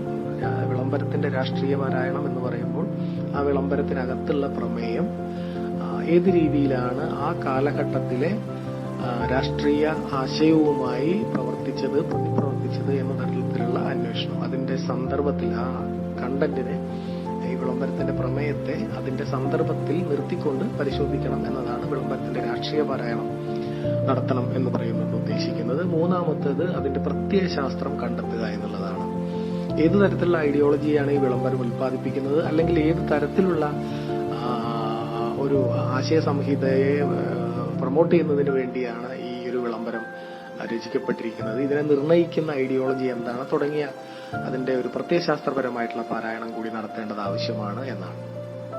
ഇത്തരത്തിൽ ഒരു പാരായണത്തിന് നമ്മൾ ശ്രമിക്കുമ്പോൾ തീർച്ചയായിട്ടും ഈ വിളംബരത്തെ ഒരു വ്യവഹാരമായിട്ട് കാണുകയും ആ വ്യവഹാരത്തെ അപഗ്രഥിക്കുന്നതിനോടൊപ്പം അത് നിലനിൽക്കുന്ന അല്ലെങ്കിൽ അത് ഉൽപ്പാദിപ്പിക്കുന്ന പാഠം എന്ന രീതിയിൽ ആ പാഠത്തെ കൂടി അപഗ്രഥിക്കുകയും അതിന് കാരണമായ സന്ദർഭത്തെ വിലയിരുത്തുകയും ചെയ്യുക എന്നുള്ളതാണ്. ഇങ്ങനെ ഒരു ത്രിമാന സ്വഭാവത്തിലുള്ള അപഗ്രഥന രീതിയാണ് നമ്മളിവിടെ ഈ ലേഖനത്തിനകത്ത് ലേഖകൻ സ്വീകരിക്കുന്നത്. അതാണ് യഥാർത്ഥത്തിൽ ഈ വ്യവഹാരാത്മക വിമർശനാത്മക വ്യവഹാര അപഗ്രഥനത്തിന്റെ ഒരു രീതി എന്ന് പറയുന്നത്. ഇതിൽ വ്യവഹാരം എന്താണെന്ന് നമുക്ക് മുന്നേ പറഞ്ഞ് അറിയാം, സന്ദർഭം എന്താണെന്നുള്ളത് നമുക്കറിയാം. ഈ വിളംബരം പുറപ്പെടുന്നതിന് കാരണമായി തീർന്ന സാമൂഹിക രാഷ്ട്രീയ സാഹചര്യങ്ങളെയാണ് സന്ദർഭം എന്നുകൊണ്ട് ഉദ്ദേശിക്കുന്നത്. പാഠം എന്ന് പറയുന്നതിൽ മാത്രമാണ് ഒരു അവ്യക്തത വരുന്നത്. പാഠം എന്ന് പറയുന്നത് ഈ വ്യവഹാരവുമായിട്ട് ബന്ധപ്പെട്ട അറിവുകൾ, ഈ വ്യവഹാരത്തിന് ഉള്ളിലുള്ളതും അതുമായി ബന്ധപ്പെട്ട് കിടക്കുന്നതുമായിട്ടുള്ള അല്ലെങ്കിൽ അത് ഉൽപ്പാദിപ്പിക്കുന്നതുമായി ബന്ധപ്പെട്ടിട്ടുള്ള അറിവുകളും ആ അറിവുകളുടെ പ്രതിനിധാനവും ഒപ്പം അതിന്റെ സാമൂഹികമായിട്ടുള്ള പ്രത്യക്ഷീകരണവും ചേർന്ന ഒരു സാധനമായിട്ടാണ് ഇവിടെ പാഠം എന്ന് പറയുന്നതിനെ സങ്കല്പിക്കുന്നത്. ഒന്നുകൂടെ പറയാം, അതായത് വ്യവഹാരം എന്ന് പറയുന്നത് ഈ ക്ഷേത്രപ്രവേശന വിളംബരത്തെ തന്നെയാണ് നമ്മൾ വ്യവഹാരമായിട്ട് കണക്കാക്കുന്നത്. സന്ദർഭം എന്ന് പറയുന്നത് അതിന്റെ സന്ദർഭവുമാണ്. അപ്പോൾ ഈ ത്രിത്വങ്ങളിൽ 3 കാര്യമാണ് പറഞ്ഞത്: വ്യവഹാരം, പാഠം, സന്ദർഭം. അതിനകത്ത് വ്യവഹാരം എന്താണെന്ന് വ്യക്തമാണ്, സന്ദർഭം എന്താണെന്ന് വ്യക്തമാണ്. പാഠം എന്ന് പറയുന്നത് എന്താണ് എന്നുള്ളതാണ് ചോദ്യം. പാഠം എന്ന് പറയുന്നത് അറിവും പ്രതിനിധീകരണവും സാമൂഹിക ഇടപെടലും ഒരേ സമയം സംഭവിക്കുന്ന സാമൂഹിക ഇടമാണ്. അതായത് ഈ വിളംബരത്തിലെ ഈ വ്യവഹാരത്തിനകത്തുള്ള അറിവ്, അത് ഉൽപ്പാദിപ്പിക്കുന്നതോ അതിനെ സാധ്യമാക്കുന്നതോ അതിൽ നിന്നുണ്ടാവുന്നതോ ഏത് രീതിയിലും ആയിക്കൊള്ളട്ടെ, അതിനകത്തുള്ള അറിവ്, ആ അറിവിന്റെ ഒരു പ്രതിനിധീകരണം, ആ പ്രതിനിധീകരണമാണ് ഈ വ്യവഹാരമായിട്ട് രൂപപ്പെട്ടു വരുന്നത്. അപ്പൊ അതിന്റെ ഒരു പ്രതിനിധീകരണം, അതേസമയം അതുമായി ബന്ധപ്പെട്ടിട്ടുണ്ടാവുന്ന സാമൂഹിക ഇടപെടൽ, ഇതെല്ലാം കൂടി ചേർന്ന് വരുന്ന ഒരു സാധനത്തെയാണ് ഇവിടെ പാഠം എന്ന് പറയുന്നത് കൊണ്ട് ഉദ്ദേശിക്കുന്നത്. അപ്പൊ പാഠം എന്നത് പൊതുവെ നമ്മൾ സാഹിത്യ വിമർശനങ്ങളിൽ, പ്രത്യേകിച്ച് ഈ ഘടനാവാദാനന്തര വിമർശന സന്ദർഭങ്ങളിലൊക്കെ സാധാരണമായിട്ട് ഉപയോഗിച്ചു വരുന്ന ഒരു സമ്പർക്കമാണ്. അത് നിങ്ങൾക്ക് പരിചയമുള്ളതുമാണ്. അവിടെ നമ്മൾ പാഠം എന്നതുകൊണ്ട് ടെക്സ്റ്റ് എന്നുള്ള അർത്ഥമല്ല ഉദ്ദേശിക്കുന്നത് നമുക്കറിയാം. ടെക്സ്റ്റ് കൃതി എന്നുള്ള അർത്ഥമല്ല ഉദ്ദേശിക്കുന്നത് നമുക്കറിയാം. പാഠം എന്ന് പറയുന്നത് കൊണ്ട് സാഹിത്യ വിമർശനത്തിൽ നമ്മൾ ഉദ്ദേശിക്കുന്നത് എഴുതപ്പെട്ട ഒരു കൃതി, അത് വായിക്കപ്പെടുന്ന വേളയിൽ ഉൽപ്പാദിപ്പിക്കപ്പെടുന്ന അർത്ഥസാധ്യതകളും അതുമായി ബന്ധപ്പെട്ടിട്ടുള്ള എല്ലാ തരത്തിലുമുള്ള വ്യവഹാര സാധ്യതകളും കൂടെ ചേർന്ന് വരുന്ന ഒരു അവസ്ഥയാണ്. അത് ടെക്സ്റ്റ് മാത്രമല്ല, അതിനകത്തു നിന്നുള്ള, ഇപ്പൊ കമ്പ്യൂട്ടർ എന്ന് പറയുമ്പോൾ നമ്മൾ മനസ്സിലാക്കുന്ന അതിന്റെ ഹാർഡ്വെയറും സോഫ്റ്റ്വെയറും കൂടെ ചേർന്ന അവസ്ഥയാണല്ലോ. അതൊരു ഉപകരണം എന്നുള്ള രീതിയിൽ നമ്മൾ മുന്നിൽ കാണുന്ന അതിന്റെ ഹാർഡ്വെയർ മാത്രമല്ല, നമുക്ക് തൊട്ടറിയാവുന്ന സാധനങ്ങൾ മാത്രമല്ല, മറിച്ച് അതിനകത്ത് അമൂർത്തമായിട്ട് പ്രവർത്തിക്കുന്ന അതിന്റെ സോഫ്റ്റ്വെയർ അടക്കമുള്ള സാധനങ്ങളാണ്. അപ്പൊ അതുപോലെ തന്നെ പാഠം എന്ന് പറയുന്നത് ടെക്സ്റ്റ് പ്ലസ് അതിനകത്തുനിന്ന് നമുക്ക് കിട്ടാൻ പോകുന്ന ആസ്വാദ്യകരമായിട്ടുള്ള അർത്ഥസാന്ദ്രമായിട്ടുള്ള, ആശയപരമായിട്ടുള്ള, സാംസ്കാരികമായിട്ടുള്ള എല്ലാ ഘടകങ്ങളെയും കൂടെ ചേർത്തിട്ട് ഉള്ള ഒരു സാധനമാണ്. അപ്പൊ പാഠത്തെ നമ്മൾ ഉൽപ്പാദിപ്പിച്ചെടുക്കുകയാണ് ചെയ്യുന്നത്. പാഠം അവിടെ നിലനിൽക്കുന്ന ഒരു സാധനമല്ലെന്ന് നമുക്കറിയാവുന്നതാണ്. ഞാനിപ്പം പറഞ്ഞു വന്നപ്പോൾ അത് ഒരു വിശദീകരണത്തിന് വേണ്ടി പറഞ്ഞു വന്നേ ഉള്ളൂ. ഏതാണ്ട് അതിന് സമാനമായിട്ടുള്ള ഒരു പാഠം തന്നെയാണ് ഇവിടെയും ഈ വിമർശനാത്മക വ്യവഹാരാപഗ്രഥനത്തിലും ലേഖകൻ വിശദീകരിക്കുന്നത്. പാഠം എന്ന് പറയുന്ന ആ വ്യവഹാരവും അത് ഉൾക്കൊള്ളുന്ന സന്ദർഭവും അതിനോടുള്ള പ്രതികരണങ്ങളായി രൂപപ്പെട്ടു വരുന്ന സാമൂഹിക പ്രതിഭാസങ്ങളും എല്ലാം കൂടെ ചേർന്ന് വരുന്ന ഒരു വിശാലമായ അർത്ഥത്തിലാണ് അവിടെ പാഠം എന്ന സംജ്ഞാസമ്പർക്കം പ്രയോഗിക്കുന്നത്. അപ്പൊ ഏതായാലും ഈ തരത്തിലുള്ള ഒരു അപഗ്രഥനമാണ് തീർച്ചയായിട്ടും ക്ഷേത്രപ്രവേശന വിളംബരത്തെ മുൻനിർത്തി നടത്തേണ്ടത് എന്ന് പറയുന്നതിന് ശേഷം ഈ വിളംബരം പൂർണ്ണമായിട്ട് ഈ ലേഖനത്തിനകത്ത് ഉദ്ധരിക്കുന്നത് ചെറിയൊരു വിളംബരമാണ്. അപ്പൊ അതുകൊണ്ട് തന്നെ പൂർണ്ണമായിട്ടും വിളംബരം മുഴുവനായിട്ട് ലേഖനത്തിനകത്ത് ഉദ്ധരിക്കുന്നുണ്ട്. നമുക്കതൊന്ന് വായിച്ചു നോക്കാം. തുടർന്നുള്ള വിശകലനത്തിന് അത് പ്രയോജനകരമായി തീരും. Shri Padmanabhadasa Vanchipala sir Ramavarma Kulasekhara Kiritapati Manney Sultan Maharaja Rajaramaraja Bahadur Shamsher Jang knight grand commander of the most eminent order of the Indian empire Thiruvithamkoor മഹാരാജാവ് തിരുമനസ്സുകൊണ്ട് 1936 നവംബർ 12 ശരിയായ 1112 തുലാം 27 പ്രസിദ്ധപ്പെടുത്തുന്ന വിളംബരം. നമ്മുടെ മതത്തിന്റെ പരമാർത്ഥതയും സുപ്രമാണതയും ഗാഠമായി ബോധ്യപ്പെടും. ആയത് ദൈവികമായ അനുശാസനത്തിലും സർവവ്യാപകമായ സഹിഷ്ണുതയിലുമാണ് അടിയുറച്ചിരിക്കുന്നതെന്ന് വിശ്വസിച്ചും അതിന്റെ പ്രവർത്തനത്തിൽ അത് ശതവർഷങ്ങളായി കാലപരിവർത്തനത്തിന് അനുയോജിച്ചു പോന്നുവെന്ന് ധരിച്ചും നമ്മുടെ ഹിന്ദു പ്രജകളിൽ ആർക്കും തന്നെ അവരുടെ ജനനമോ ജാതിയോ സമുദായമോ കാരണം ഹിന്ദുമത വിശ്വാസത്തിന്റെ ശാന്തിയും സാന്ത്വനവും നിഷേധിക്കപ്പെടാൻ പാടില്ലെന്നുമുള്ള ഉത്കണ്ഠയാലും നാം തീരുമാനിക്കുകയും ഇതിനാൽ പ്രഖ്യാപനം ചെയ്യുകയും നിയോഗിക്കുകയും ആജ്ഞാപിക്കുകയും എന്താണെന്നാൽ സമുചിതമായ പരിതസ്ഥിതികൾ പരിരക്ഷിക്കുന്നതിനും ക്രിയാപദ്ധതികളും ആചാരങ്ങളും വെച്ച് നടത്തുന്നതിനും നാം നിശ്ചയിക്കുകയും ചുമത്തുകയും ചെയ്യാവുന്ന നിയമങ്ങൾക്കും നിബന്ധനകൾക്കും വിധേയനായി ജനനത്താലോ മതവിശ്വാസത്താലോ ഹിന്ദുവായ യാതൊരാൾക്കും നമ്മുടെയും നമ്മുടെ ഗവൺമെന്റിന്റെയും നിയന്ത്രണത്തിലുള്ള ക്ഷേത്രങ്ങളിൽ പ്രവേശിക്കുന്നതിനോ ആരാധന നടത്തുന്നതിനോ ഇനിമേൽ യാതൊരു നിരോധനവും ഉണ്ടായിരിക്കാൻ പാടില്ലെന്നതാകുന്നു. ഇതാണ് വിളംബരം. ഇനി ഇതിന്റെ ഭാഷാപരമായ അപഗ്രഥനത്തിലേക്ക് കടന്നാൽ, രാജാധികാരത്തിന്റെ സ്വഭാവം നിലനിർത്തിക്കൊണ്ട് പൊതുജനങ്ങളുടെ അറിവിലേക്കായി ഒരു കാര്യം പരസ്യപ്പെടുത്തുന്ന തരത്തിലുള്ള ഭാഷാരീതിയാണ് ഇതിനെ വിളംബരം എന്ന വ്യവഹാരമാക്കി തീർക്കുന്നത്. ഇതൊരു വിളംബരമാണ്, പൊതുജനങ്ങളുടെ അറിവിലേക്ക് പ്രസിദ്ധപ്പെടുത്തുന്നതാണല്ലോ. അതുകൊണ്ടാണ് ഇതിനൊരു വിളംബരം എന്ന രീതിയിലുള്ള വ്യവഹാരമാക്കി മാറ്റുന്നത്. ആ ഒരു ഘടനയാണ്. തിരുവിതാംകൂർ മഹാരാജാവ് തിരുമനസ്സുകൊണ്ട് 1936 നവംബർ 12 ശരിയായ 1112 തുലാം 27 പ്രസിദ്ധപ്പെടുന്ന വിളംബരം എന്ന വാക്യത്തിൽ വിളംബരം എന്ന പദം തന്നെ ഉപയോഗിച്ച് അതിന്റെ ഭാഷാ സ്വഭാവം വ്യക്തമാക്കുന്നുണ്ട്. കൂടാതെ വിളംബരവാക്യങ്ങളിൽ പ്രയോഗിച്ചിരിക്കുന്ന ക്രിയാപദങ്ങൾ ഇതൊരു വിളംബരമാണെന്ന് വ്യക്തമാക്കുന്നു. 1, 2, 3 വാക്യങ്ങൾ ശ്രദ്ധിക്കുക. നാം തീരുമാനിക്കുകയും ഇതിനാൽ പ്രഖ്യാപനം ചെയ്യുകയും നിയോഗിക്കുകയും ആജ്ഞാപിക്കുകയും ചെയ്യുന്നത് എന്താണെന്നാൽ എന്ന് ഒരു വാചകം. മറ്റൊരു വാചകം നാം നിശ്ചയിക്കുകയും ചുമത്തുകയും ചെയ്യാവുന്ന നിയമങ്ങൾക്കും നിബന്ധനകൾക്കും എന്ന് മറ്റൊന്ന്. മൂന്നാമത്തേത് ജനനത്താലോ മതവിശ്വാസത്താലോ ഹിന്ദുവായ യാതൊരാൾക്കും നമ്മുടെയും നമ്മുടെ ഗവൺമെന്റിന്റെയും നിയന്ത്രണത്തിലുള്ള ക്ഷേത്രങ്ങളിൽ പ്രവേശിക്കുന്നതിനോ ആരാധന നടത്തുന്നതിനോ ഇനിമേൽ യാതൊരു നിരോധനവും ഉണ്ടായിരിക്കാൻ പാടില്ലെന്നതാകുന്നു. അപ്പൊ ഈ വാചകങ്ങളിലൊക്കെയുള്ള ക്രിയാപദങ്ങളുടെ ആധിക്യം അത് ശ്രദ്ധിക്കേണ്ടതാണ്. അതിനെക്കുറിച്ച് ലേഖകൻ പറയുന്നത് സമുച്ചയാധിഷ്ഠിതമായ നീണ്ട വാക്യങ്ങളാണ് ഈ വ്യവഹാരത്തെ വിളംബരമാക്കുന്ന മറ്റൊരു സംഗതി. സമുച്ചയം എന്ന് പറഞ്ഞാൽ കൂട്ടിച്ചേർക്കുന്ന രാമനും സീതയും എന്ന് പറയുന്ന സാധനം. അപ്പൊ അങ്ങനെ ഒരുപാട് ക്രിയാപദങ്ങളെ തമ്മിൽ ചേർത്ത് പറയുന്ന അങ്ങനെ ഉണ്ടാക്കുന്ന നീണ്ട വാക്യങ്ങളാണ് ഈ വ്യവഹാരത്തെ വിളംബരമാക്കുന്ന മറ്റൊരു സംഗതി എന്ന രൂപനിരീക്ഷണം അദ്ദേഹം നടത്തുകയാണ്. ഇനി ഇതിലെ സംബോധനയും പരാമർശക പദങ്ങളും എന്നാണ് അടുത്ത സബ് ടൈറ്റിൽ കൊടുത്തിരിക്കുന്നത്. ഇതിനകത്ത് ഉപയോഗിച്ചിട്ടുള്ള സംബോധന അതുമായ പരാമർശക പദങ്ങളൊക്കെ ഉണ്ട്. ശ്രീ പത്മനാഭദാസ വഞ്ചിപാല സർ രാമവർമ്മ കുലശേഖര കിരീടപതി മന്നേ സുൽത്താൻ എന്നൊക്കെ പറഞ്ഞിട്ട് ഇങ്ങനെ തിരുമനസ് എന്നിങ്ങനെ സംബോധന പദങ്ങളുടെ നീണ്ട ഒരു നിര കാണാം. ഇവ ഇവിടെ പരാമർശക പദങ്ങളായിട്ടാണ് ഉപയോഗിച്ചിട്ടുള്ളത്. സംബോധനാവാക്യങ്ങളും പരാമർശക പദങ്ങളും വ്യവഹാരത്തിന്റെ സ്വഭാവത്തെ വ്യക്തമാക്കുന്നവയാണ്. ഒരു വ്യവഹാര മാതൃകയിൽ നിന്ന് മറ്റൊരു വ്യവഹാരത്തെ തിരിച്ചറിയാൻ ഇവ സഹായിക്കുന്നു. ഭാഷയുടെ ചലനാത്മകതയും അധികാരബന്ധങ്ങളും വ്യക്തമായി ഉൾക്കൊള്ളുന്ന ഭാഷാരൂപങ്ങളാണ് സംബോധനാരൂപങ്ങൾ. സംബോധനാരൂപം എന്ന് പറഞ്ഞാൽ വിളിക്കുന്ന രൂപങ്ങളാണ്, ഒരാളെ പേര് ചൊല്ലി വിളിക്കാൻ വേണ്ടി ഉപയോഗിക്കുന്ന രൂപങ്ങളാണ്. ഓരോ സംബോധനയും സംബോധിതരും സംബോധകരും തമ്മിലുള്ള ബന്ധം വ്യക്തമാക്കുന്നതിനാൽ സമൂഹത്തെ അധികാരത്തെ കൂടി വ്യക്തമാക്കുന്നു. അപ്പൊ ഈ സംബോധനാ പദങ്ങൾ എപ്പോഴും അത് നമ്മളതിനെ വിലയിരുത്തുമ്പോൾ വളരെ പെട്ടെന്ന് മനസ്സിലാവുന്ന ഒരു കാര്യം, അത് അധികാരവുമായിട്ട് ബന്ധപ്പെടുന്ന ഒരു സാധനമാണ്. എല്ലാ വിളിയിലും ഒരു അധികാരമുണ്ട്. അപ്പൊ അതുകൊണ്ട് ഇപ്പൊ നീ എന്ന് വിളിക്കുന്നു, നിങ്ങളെന്ന് വിളിക്കുന്നു, താങ്കൾ എന്ന് വിളിക്കുന്നു തമ്മിൽ വ്യത്യാസമുണ്ടല്ലോ. അതിനകത്തൊക്കെ അധികാരത്തിന്റെ ഓരോ ഘട്ടത്തെ കാണിക്കുന്ന ഒരു സാധനമാണ്. അപ്പൊ നീ എന്ന് വിളിക്കാൻ പറ്റുന്ന, അപ്പം ഇംഗ്ലീഷ് ഭാഷയിൽ യു എന്ന് തന്നെയാണ് എല്ലാവരെയും വിളിക്കുന്നത്, നമ്മൾ പറയാറുണ്ട് യു. അതിപ്പോ ദൈവമായാലും ശരി, അധ്യാപകനായാലും ശരി, അച്ഛനായാലും ആരാണെങ്കിലും ഏത് തരത്തിലുള്ള ആദരണീയ സ്ഥാനത്തിരിക്കുന്ന ആളെയും, ജഡ്ജായാലും ഒക്കെ യു എന്നാണ്. യുവർ ഓണർ എന്ന് പറയുമെങ്കിലും യു എന്നുള്ള വാക്കുമായിട്ട് ബന്ധപ്പെടുത്താണ്. അതേസമയത്ത് ഇന്ത്യൻ ഭാഷകളിൽ, മലയാളം പോലെയുള്ള, ഹിന്ദി പോലെയുള്ള ഭാഷകളിൽ മിനിമം 3 തരത്തിലുള്ള ഗ്രേഡ് അവിടെ കാണാൻ പറ്റും. ഹിന്ദിയിലാണെങ്കിൽ തു, തും, ആപ്, അങ്ങനെ 3 പ്രയോഗങ്ങളുണ്ട്. നീ, നിങ്ങൾ, താങ്കൾ എന്നല്ല. മലയാളത്തിലും അങ്ങനെ തന്നെയുണ്ട്. നീ എന്ന് പറയുന്നത് സമശീർഷരോടോ താഴെക്കിടയിലുള്ള ആളുകളോടോ ആണ് അങ്ങനെ പറയുക.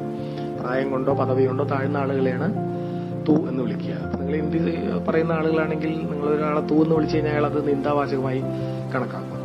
അതേപോലെ തന്നെ മലയാളത്തിലും അങ്ങനെ തന്നെയാണ്. നീ എന്ന് വിളിക്കുന്നത് സ്വാഭാവികതയിൽ അപരിചിതരായ ആളുകളോ അല്ലെങ്കിൽ നമ്മുടെ സുഹൃത്തുക്കളല്ലാത്ത മുതിർന്ന ആളുകളോ, നമുക്ക് ഏതെങ്കിലും തരത്തിൽ നമ്മളെക്കാൾ ഉയർന്ന പദവിയിലിരിക്കുന്ന ആളുകൾക്കും അത് അംഗീകരിക്കാൻ പറ്റിയെന്ന് വരില്ല. അപ്പൊ അങ്ങനെ ഒരു സംബോധനയ്ക്കകത്ത് വളരെ കൃത്യമായിട്ടുള്ള രാഷ്ട്രീയമുണ്ട്. ഭാഷയ്ക്കകത്ത് അതുണ്ട് എന്നുള്ളത് വ്യക്തമാണല്ലോ. അങ്ങനെയല്ലേ ആചാര ഭാഷകളൊക്കെ ഉണ്ടാവുന്നത്. ഇപ്പൊ രാജാവിന്റെ മുന്നിൽ പറയുമ്പോൾ ഞാൻ എന്ന് പറയാൻ പാടില്ലല്ലോ, അടിയൻ എന്ന് പറയണം, റാൻ എന്ന് പറയണം, ഏൻ എന്ന് പറയണം.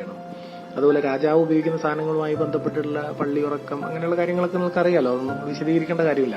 അപ്പൊ ഭാഷയ്ക്കകത്ത് അധികാരം എപ്പോഴും പ്രവർത്തിക്കുന്നുണ്ട്. അതിലുപരി പ്രത്യേകിച്ച് സംബോധനകളിൽ അത് വളരെ പ്രത്യക്ഷമായിട്ടുള്ള ഒരു രൂപത്തിലേക്ക് വരുന്നുമുണ്ട്. അപ്പൊ ഇവിടുത്തെ സംബോധന പദങ്ങൾ പരിശോധിക്കുമ്പോൾ നമുക്ക് ഈ വിളംബരത്തിന്റെ അധികാര സ്വഭാവം വ്യക്തമാകുന്നതാണ്. ഭാഷയുടെ ചലനാത്മകതയും അധികാരബന്ധങ്ങളും വ്യക്തമായി ഉൾക്കൊള്ളുന്ന ഭാഷാരൂപങ്ങളാണ് സംബോധനാരൂപങ്ങൾ. ഓരോ സംബോധനയും സംബോധിതരും സംബോധകരും തമ്മിലുള്ള ബന്ധം വ്യക്തമാക്കുന്നതിനാൽ സമൂഹത്തിലെ അധികാരത്തെ വ്യക്തമാക്കുന്നു. വിളംബരത്തിലുള്ള ഈ പദങ്ങൾ അതിന്റെ സാമൂഹിക പശ്ചാത്തലം കൂടി വ്യക്തമാക്കുന്നു. രാജാധികാരത്തിന്റെയും കൊളോണിയൽ വിധേയത്വത്തിന്റെയും ആവിഷ്കാരങ്ങളാണ് ഈ പദങ്ങൾ. അത് വളരെ പ്രധാനപ്പെട്ട ഒരു നിരീക്ഷണമാണ്. ഈ രാജാവിന്റെ അദ്ദേഹവുമായിട്ട് ബന്ധപ്പെട്ട പദങ്ങൾ പറഞ്ഞ സമയത്ത് കണ്ടില്ലേ, ശ്രീ പത്മനാഭദാസ വഞ്ചിപാല സർ രാമവർമ്മ കുലശേഖര കിരീടപതി എന്ന് പറയുന്ന പോലെ തന്നെ കുറച്ച് കഴിയുമ്പോൾ ഇംഗ്ലീഷിലേക്ക് അത് മാറുന്നു. അദ്ദേഹത്തിന് കിട്ടിയിട്ടുള്ള വിശേഷണങ്ങളാണ് പറയുന്നത്. അപ്പൊ അതിനകത്ത് ശ്രീ പത്മനാഭദാസ വഞ്ചിപാല സർ രാമവർമ്മ കുലശേഖരൻ എന്നൊക്കെ പറഞ്ഞ കൂട്ടത്തിൽ തന്നെ അതിനകത്തൊരു സർ വന്നിട്ടുണ്ട്, 1. 2 ഇനി താഴേക്ക് വരുമ്പോൾ അതിന് സമാന്തരമായി വേറെ വിശേഷങ്ങൾ വരുന്ന എന്താ, Shamsher Jung knight grand commander of the most eminent order of the Indian empire എന്നാണ്. കണ്ടില്ലേ? അപ്പോൾ അതിനർത്ഥം ഇത് ഒരേ രീതിയിൽ നമ്മൾ പാരമ്പര്യവും രാജാധികാരത്തിന്റെ ആ പാരമ്പര്യത്തെയും അതോടൊപ്പം കൊളോണിയൽ വിധേയത്വത്തിന്റെയും ആവിഷ്കാരങ്ങളായി മാറുന്നുണ്ട് എന്ന് നമുക്ക് കാണാൻ പറ്റും. അപ്പം രാജാധികാരത്തിന്റെ പരമാധികാരം മാത്രം എടുത്ത് കാണിക്കുന്ന വിശേഷണങ്ങളല്ല, ഒപ്പം അത് എംബഡഡ് ആയിട്ട് അതിനോട് ഒട്ടിച്ചേർന്ന രീതിയിൽ എന്തുകൂടിയുണ്ട്, കൊളോണിയൽ ആയിട്ടുള്ള അതും ഒരു അലങ്കാരമായിട്ട് എടുത്ത് ഉപയോഗിക്കുകയാണ്.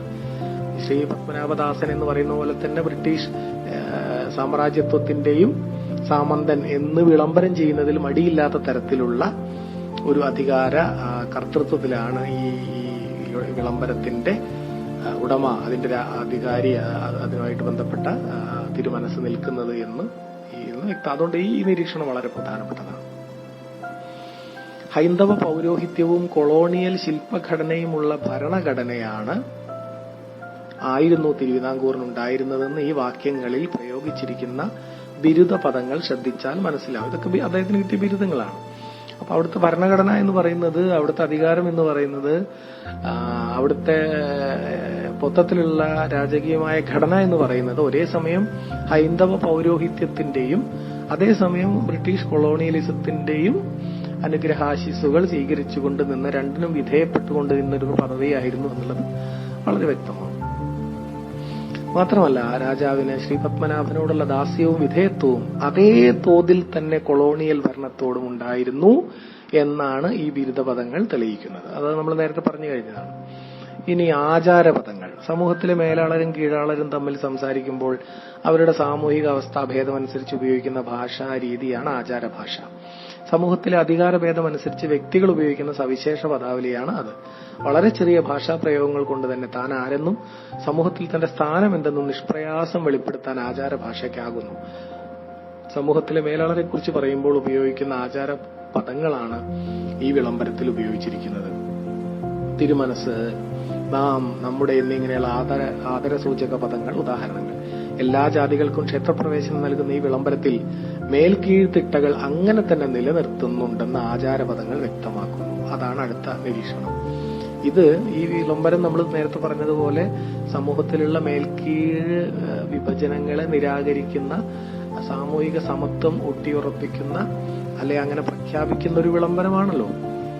താഴ്ന്നവനും ഉയർന്നവനും തമ്മിൽ, അവർണനും സവർണനും തമ്മിൽ വ്യത്യാസമില്ലാതെ എല്ലാവർക്കും ഒന്നുപോലെ ക്ഷേത്രങ്ങളിൽ പ്രവേശിക്കാമെന്ന് പറയുന്നത് അതുവരെയുള്ള വിഭജനത്തെ റദ്ദ് ചെയ്യുന്ന ഒരു സാധനമാണ്. പക്ഷെ ആ വിഭജനത്തിൽ ഉപയോഗിച്ചിരിക്കുന്ന ഭാഷയിലോ അത് അങ്ങേയറ്റം മേൽസ്ഥാനീയരായ ആളുകൾ ഉപയോഗിക്കുന്ന ആചാര ഭാഷയാണ് ഉപയോഗിച്ചിരിക്കുന്നത്. അപ്പോ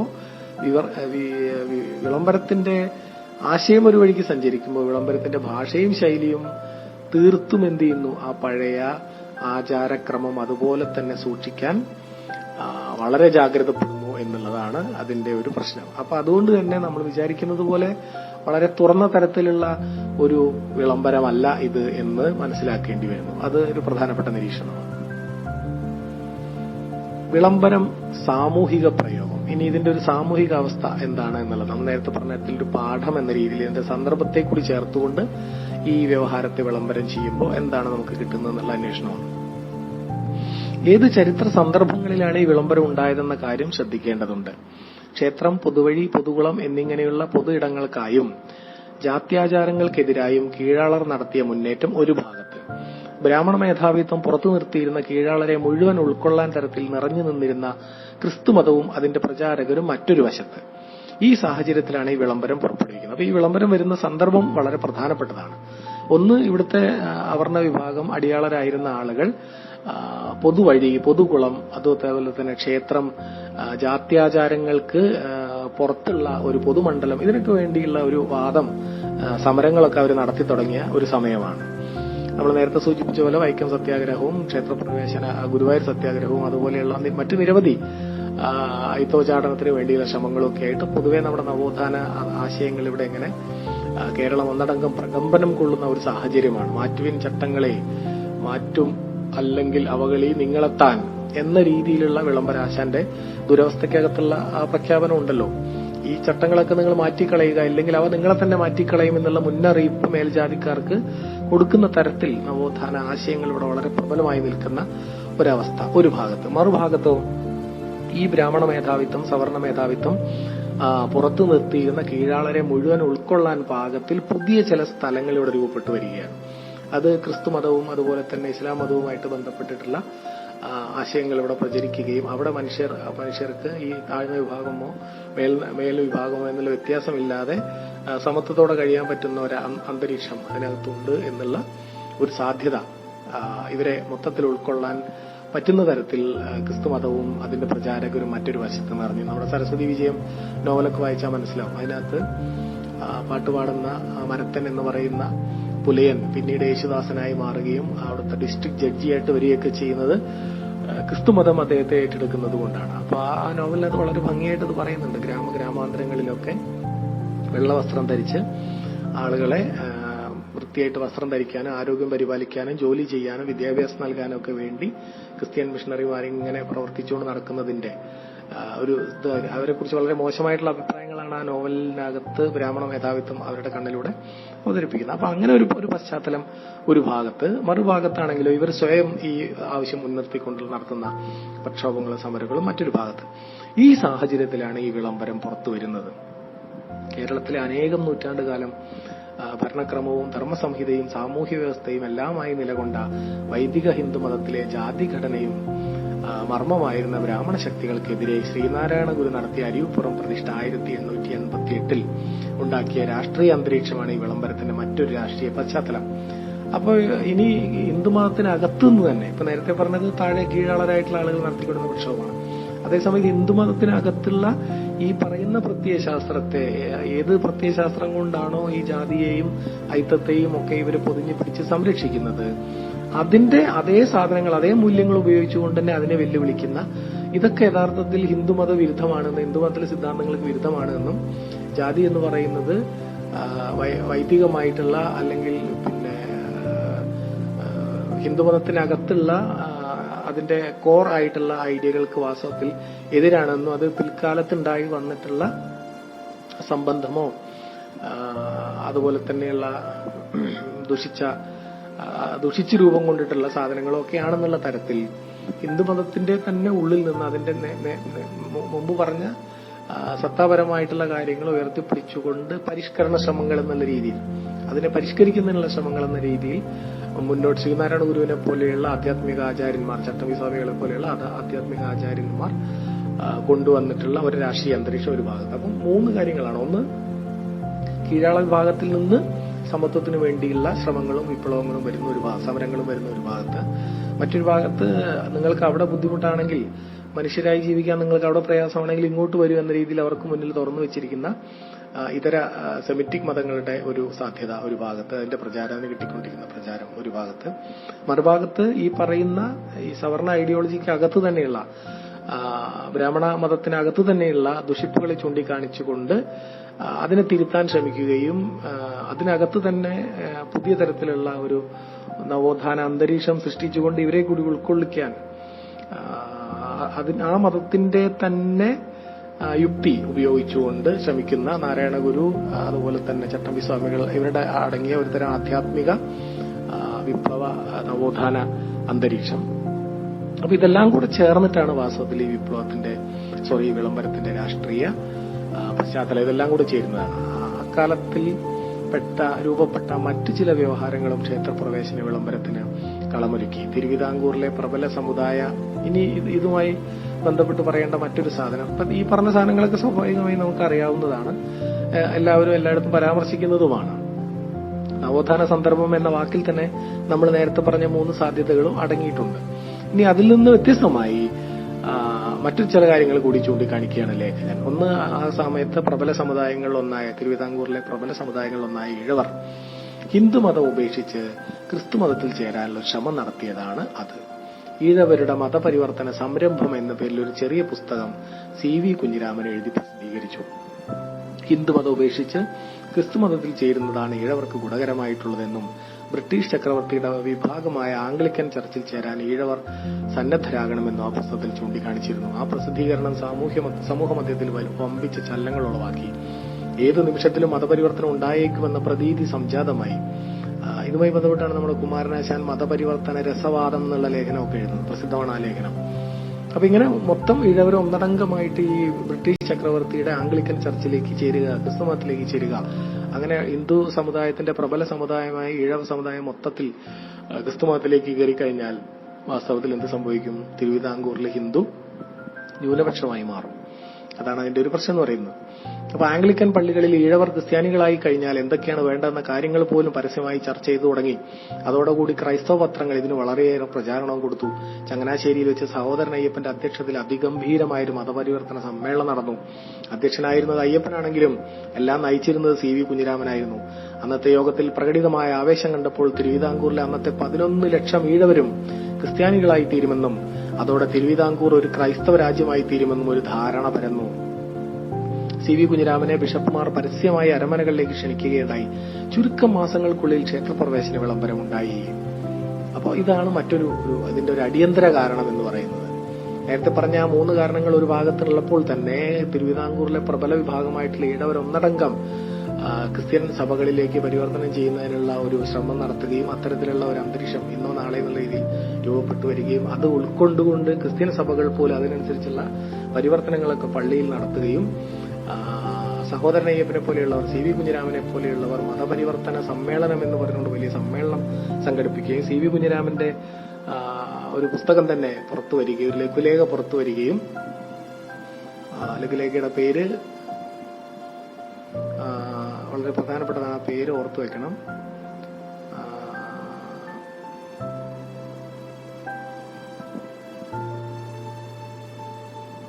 ഈഴവരുടെ മതപരിവർത്തന സംരംഭം. അതെ, ഈഴവരുടെ മതപരിവർത്തന സംരംഭം എന്ന പേരിൽ ഒരു ചെറിയ പുസ്തകം അദ്ദേഹം പ്രസിദ്ധീകരിച്ചു. അതിനോടുള്ള പ്രതികരണമായിട്ടാണ് കുമാരനാശാന്റെ മതപരിവർത്തന രസവാദം എന്ന് പറയുന്ന പുസ്തകം, എന്ന് പറയുന്ന ലഘുലേഖ വരുന്നത്. അതും വളരെ പ്രസിദ്ധമാണ്.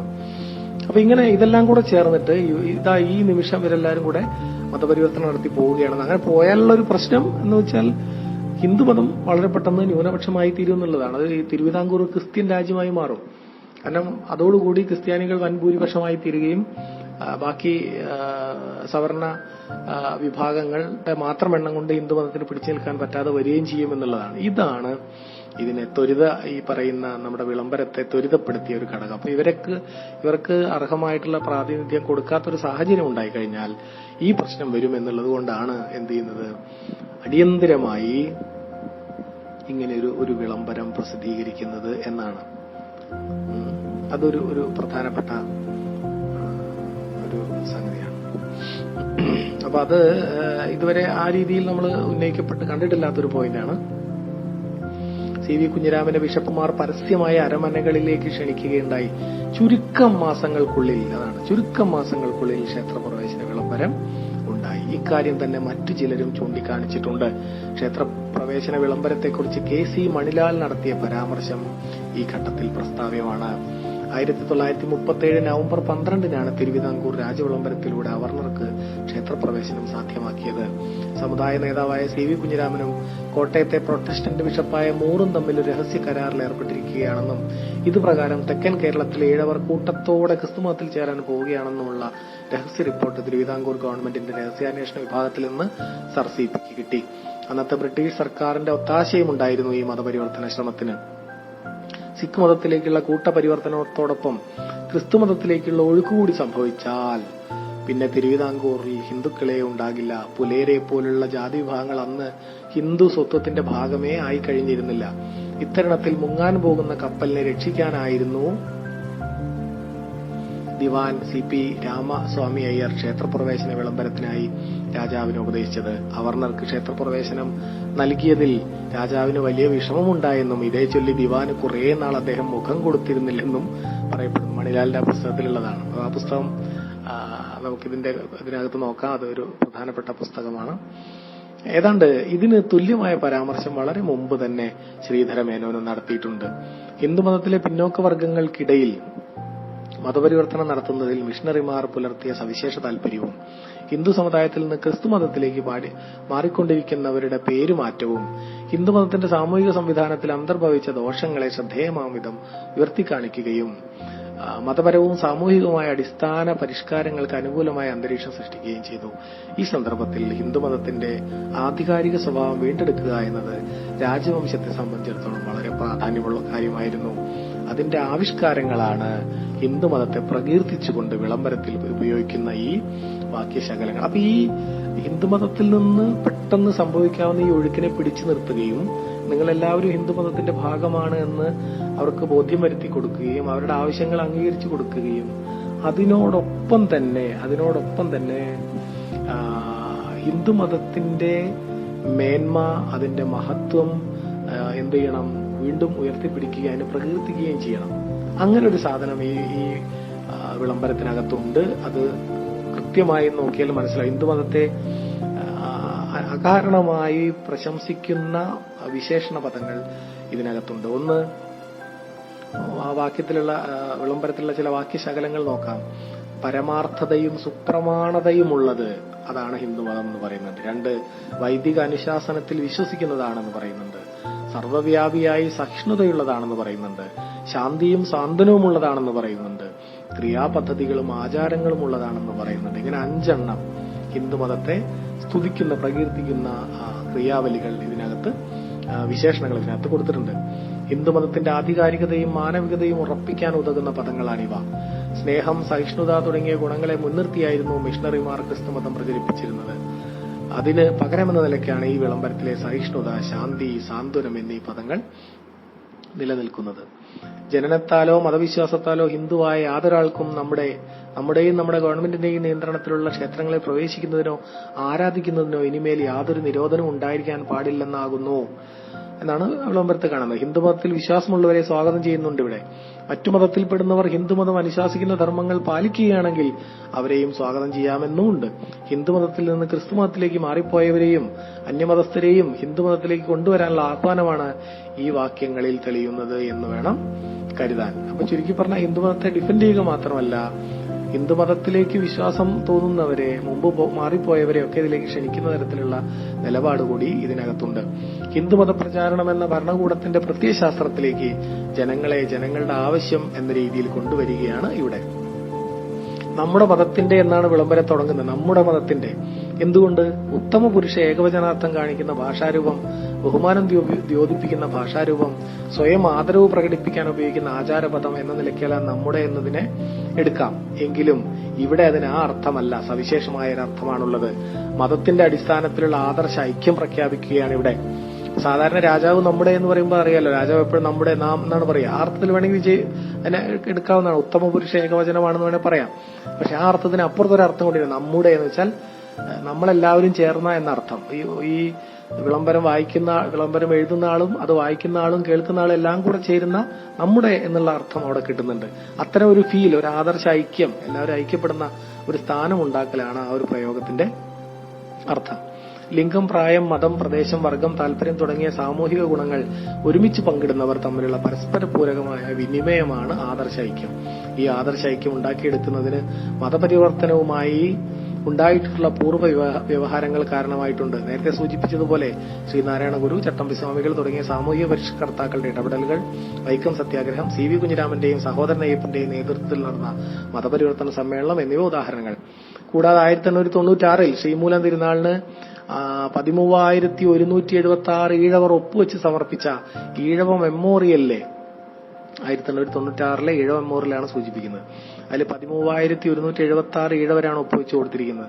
അതിലുള്ള പരാമർശവും ഈഴവർക്ക് നിലവിലുള്ള അവസ്ഥയോട് അതൃപ്തിയുണ്ടെന്ന് തെളിയിക്കുന്നതാണ്.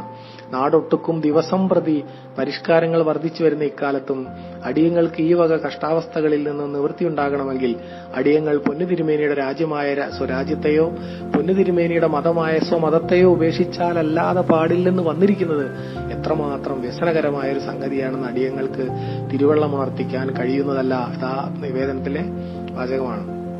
അപ്പൊ നാടൊട്ടുക്കും വലിയ പരിഷ്കാരങ്ങളൊക്കെ നടന്നു വരുന്ന ഈ കാലത്തും അടിയങ്ങൾക്ക്, അതായത് ഈഴവ സഹോദരങ്ങൾക്ക് എന്ത് ചെയ്യാൻ പറ്റുന്നില്ല? അവരുടെ കഷ്ടപ്പാടിന് നിവൃത്തി ഉണ്ടാക്കാൻ പറ്റുന്നില്ല. അങ്ങനെ നിവൃത്തി ഉണ്ടാവണമെങ്കിൽ ഒന്നുകിൽ ഈ രാജ്യം ഉപേക്ഷിക്കണം, അല്ലെങ്കിൽ നമ്മുടെ മതമായിട്ടുള്ള ഹിന്ദുമതം ഉപേക്ഷിക്കണം, എന്നിട്ട് ക്രിസ്തുമതത്തിലേക്കോ മറ്റു മതത്തിലേക്കോ പരിവർത്തനം ചെയ്യേണ്ടി വരുന്നു എന്നുള്ള അവസ്ഥ എത്രമാത്രം കഷ്ടതരമാണ് എന്നതിനകത്ത് പറഞ്ഞിട്ടുണ്ട്. അപ്പൊ അതും ഈ പറഞ്ഞ തരത്തിലുള്ള ഒരു നേരത്തെ പറഞ്ഞ അവസ്ഥയ്ക്ക്, ആ ഒരു സന്ദർഭത്തെ ത്വരിതപ്പെടുത്തിയ കാരണങ്ങളിൽ ഒന്നാണ്.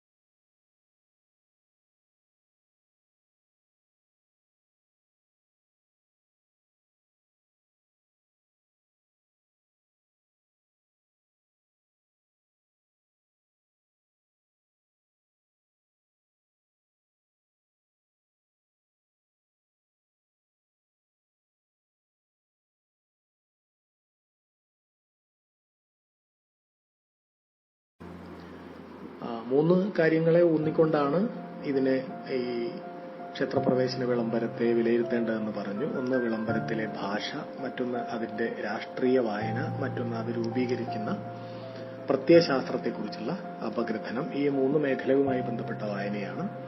അപ്പൊ അതിലെ ഭാഷയുമായി ബന്ധപ്പെട്ട് ചില നിരീക്ഷണങ്ങൾ ലേഖകൻ നടത്തുകയുണ്ടായി. ഒന്ന്, അതിനകത്ത് ഉപയോഗിച്ചിരിക്കുന്ന ശൈലി, എങ്ങനെയാണ് അത് അധികാരത്തെ ഊട്ടിയുറപ്പിക്കുന്നത്. വിളംബരം എന്നുള്ള വാക്ക് തന്നെ അതിനകത്ത് ആവർത്തിച്ച് ഉപയോഗിച്ചുകൊണ്ട് ഇതൊരു വിളംബരമാണ് എന്ന രീതിയിൽ അതിനകത്തുള്ള അധികാര പ്രയോഗം നടത്തുന്നു.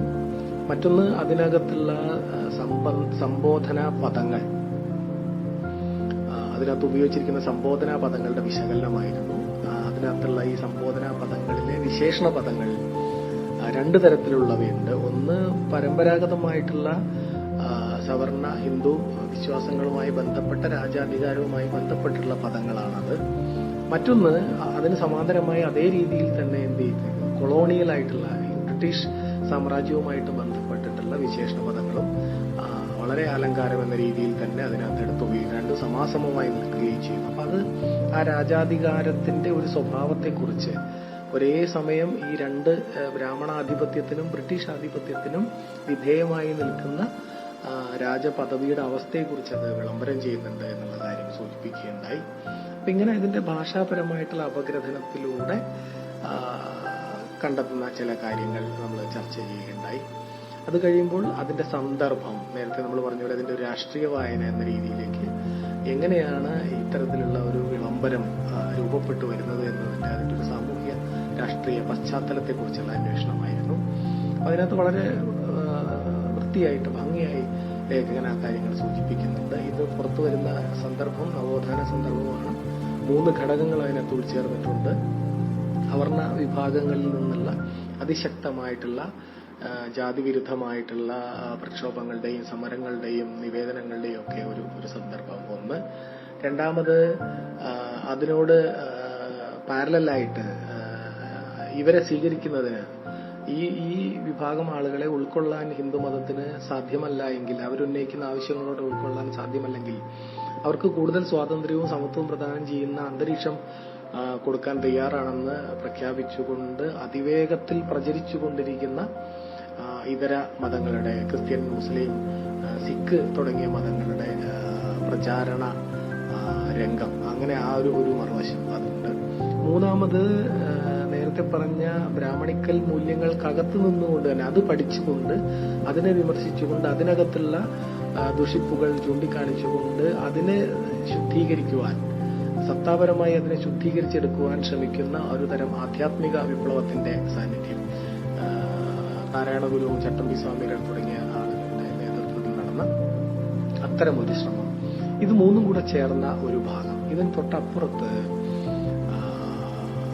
പിന്നെ സഹോദരൻ അയ്യപ്പൻ, CV കുഞ്ഞിരാമൻ തുടങ്ങിയവർ നടത്തിയ പ്രത്യക്ഷത്തിൽ രാഷ്ട്രീയ സ്വഭാവമുള്ള മതപരിവർത്തന ശ്രമങ്ങളുമായി ബന്ധപ്പെട്ടിട്ടുള്ള ജനമുന്നേറ്റങ്ങൾ, അതായത് ആ തിരുവിതാംകൂർ ഭാഗത്തുള്ള മുഴുവൻ ഈഴവരും കൂടെ ഒരുമിച്ച് സംഘടിച്ചുകൊണ്ട് ക്രിസ്തുമതത്തിലേക്ക്, അതും ചക്രവർത്തിയുടെ മതത്തിലേക്ക്, ആംഗ്ലിക്കൻ ചർച്ചിലേക്ക് നേരിട്ട് മതപരിവർത്തനം ചെയ്യുന്നതുമായി ബന്ധപ്പെട്ട് നടത്തിയ സംവാദങ്ങൾ, അതുമായി ബന്ധപ്പെട്ട് നടത്തിയ മതസമ്മേളനങ്ങൾ, അതുമായി ബന്ധപ്പെട്ട് നടത്തിയ പുസ്തകങ്ങൾ, CV കുഞ്ഞിരാമന്റെ മതപരിവർത്തന ശ്രമവുമായി ബന്ധപ്പെട്ടിറങ്ങിയ പുസ്തകങ്ങൾ, അതിന് കുമാരനാശാൻ എഴുതിയ മറുലേഖനം തുടങ്ങിയ സാധനങ്ങളൊക്കെ നമ്മൾ പരാമർശിക്കുകയുണ്ടായി.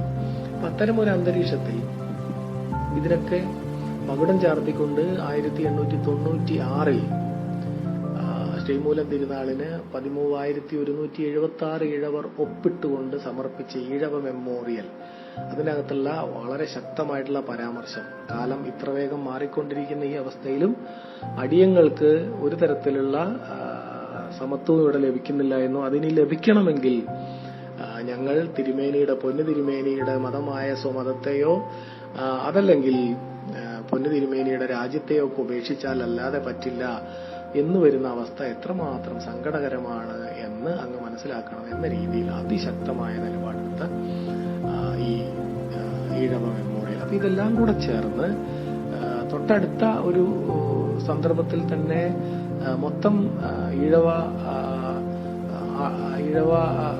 സമുദായാംഗങ്ങളും ക്രിസ്തുമതത്തിലേക്ക് പരിവർത്തനം ചെയ്യപ്പെടാൻ സാധ്യതയുണ്ട് എന്നുള്ള ഒരു പൊട്ടിത്തെറിയുടെ വക്കിൽ നിൽക്കുന്ന ഒരു അന്തരീക്ഷത്തിലാണ്. അങ്ങനെ പരിവർത്തനം ചെയ്യപ്പെട്ട് കഴിഞ്ഞാൽ സംഭവിക്കാൻ പോകുന്നത് ക്രിസ്ത്യൻ ജനസംഖ്യ ഭീമാതീതമായി വർദ്ധിക്കുകയും വളരെ വേഗത്തിൽ ഹിന്ദു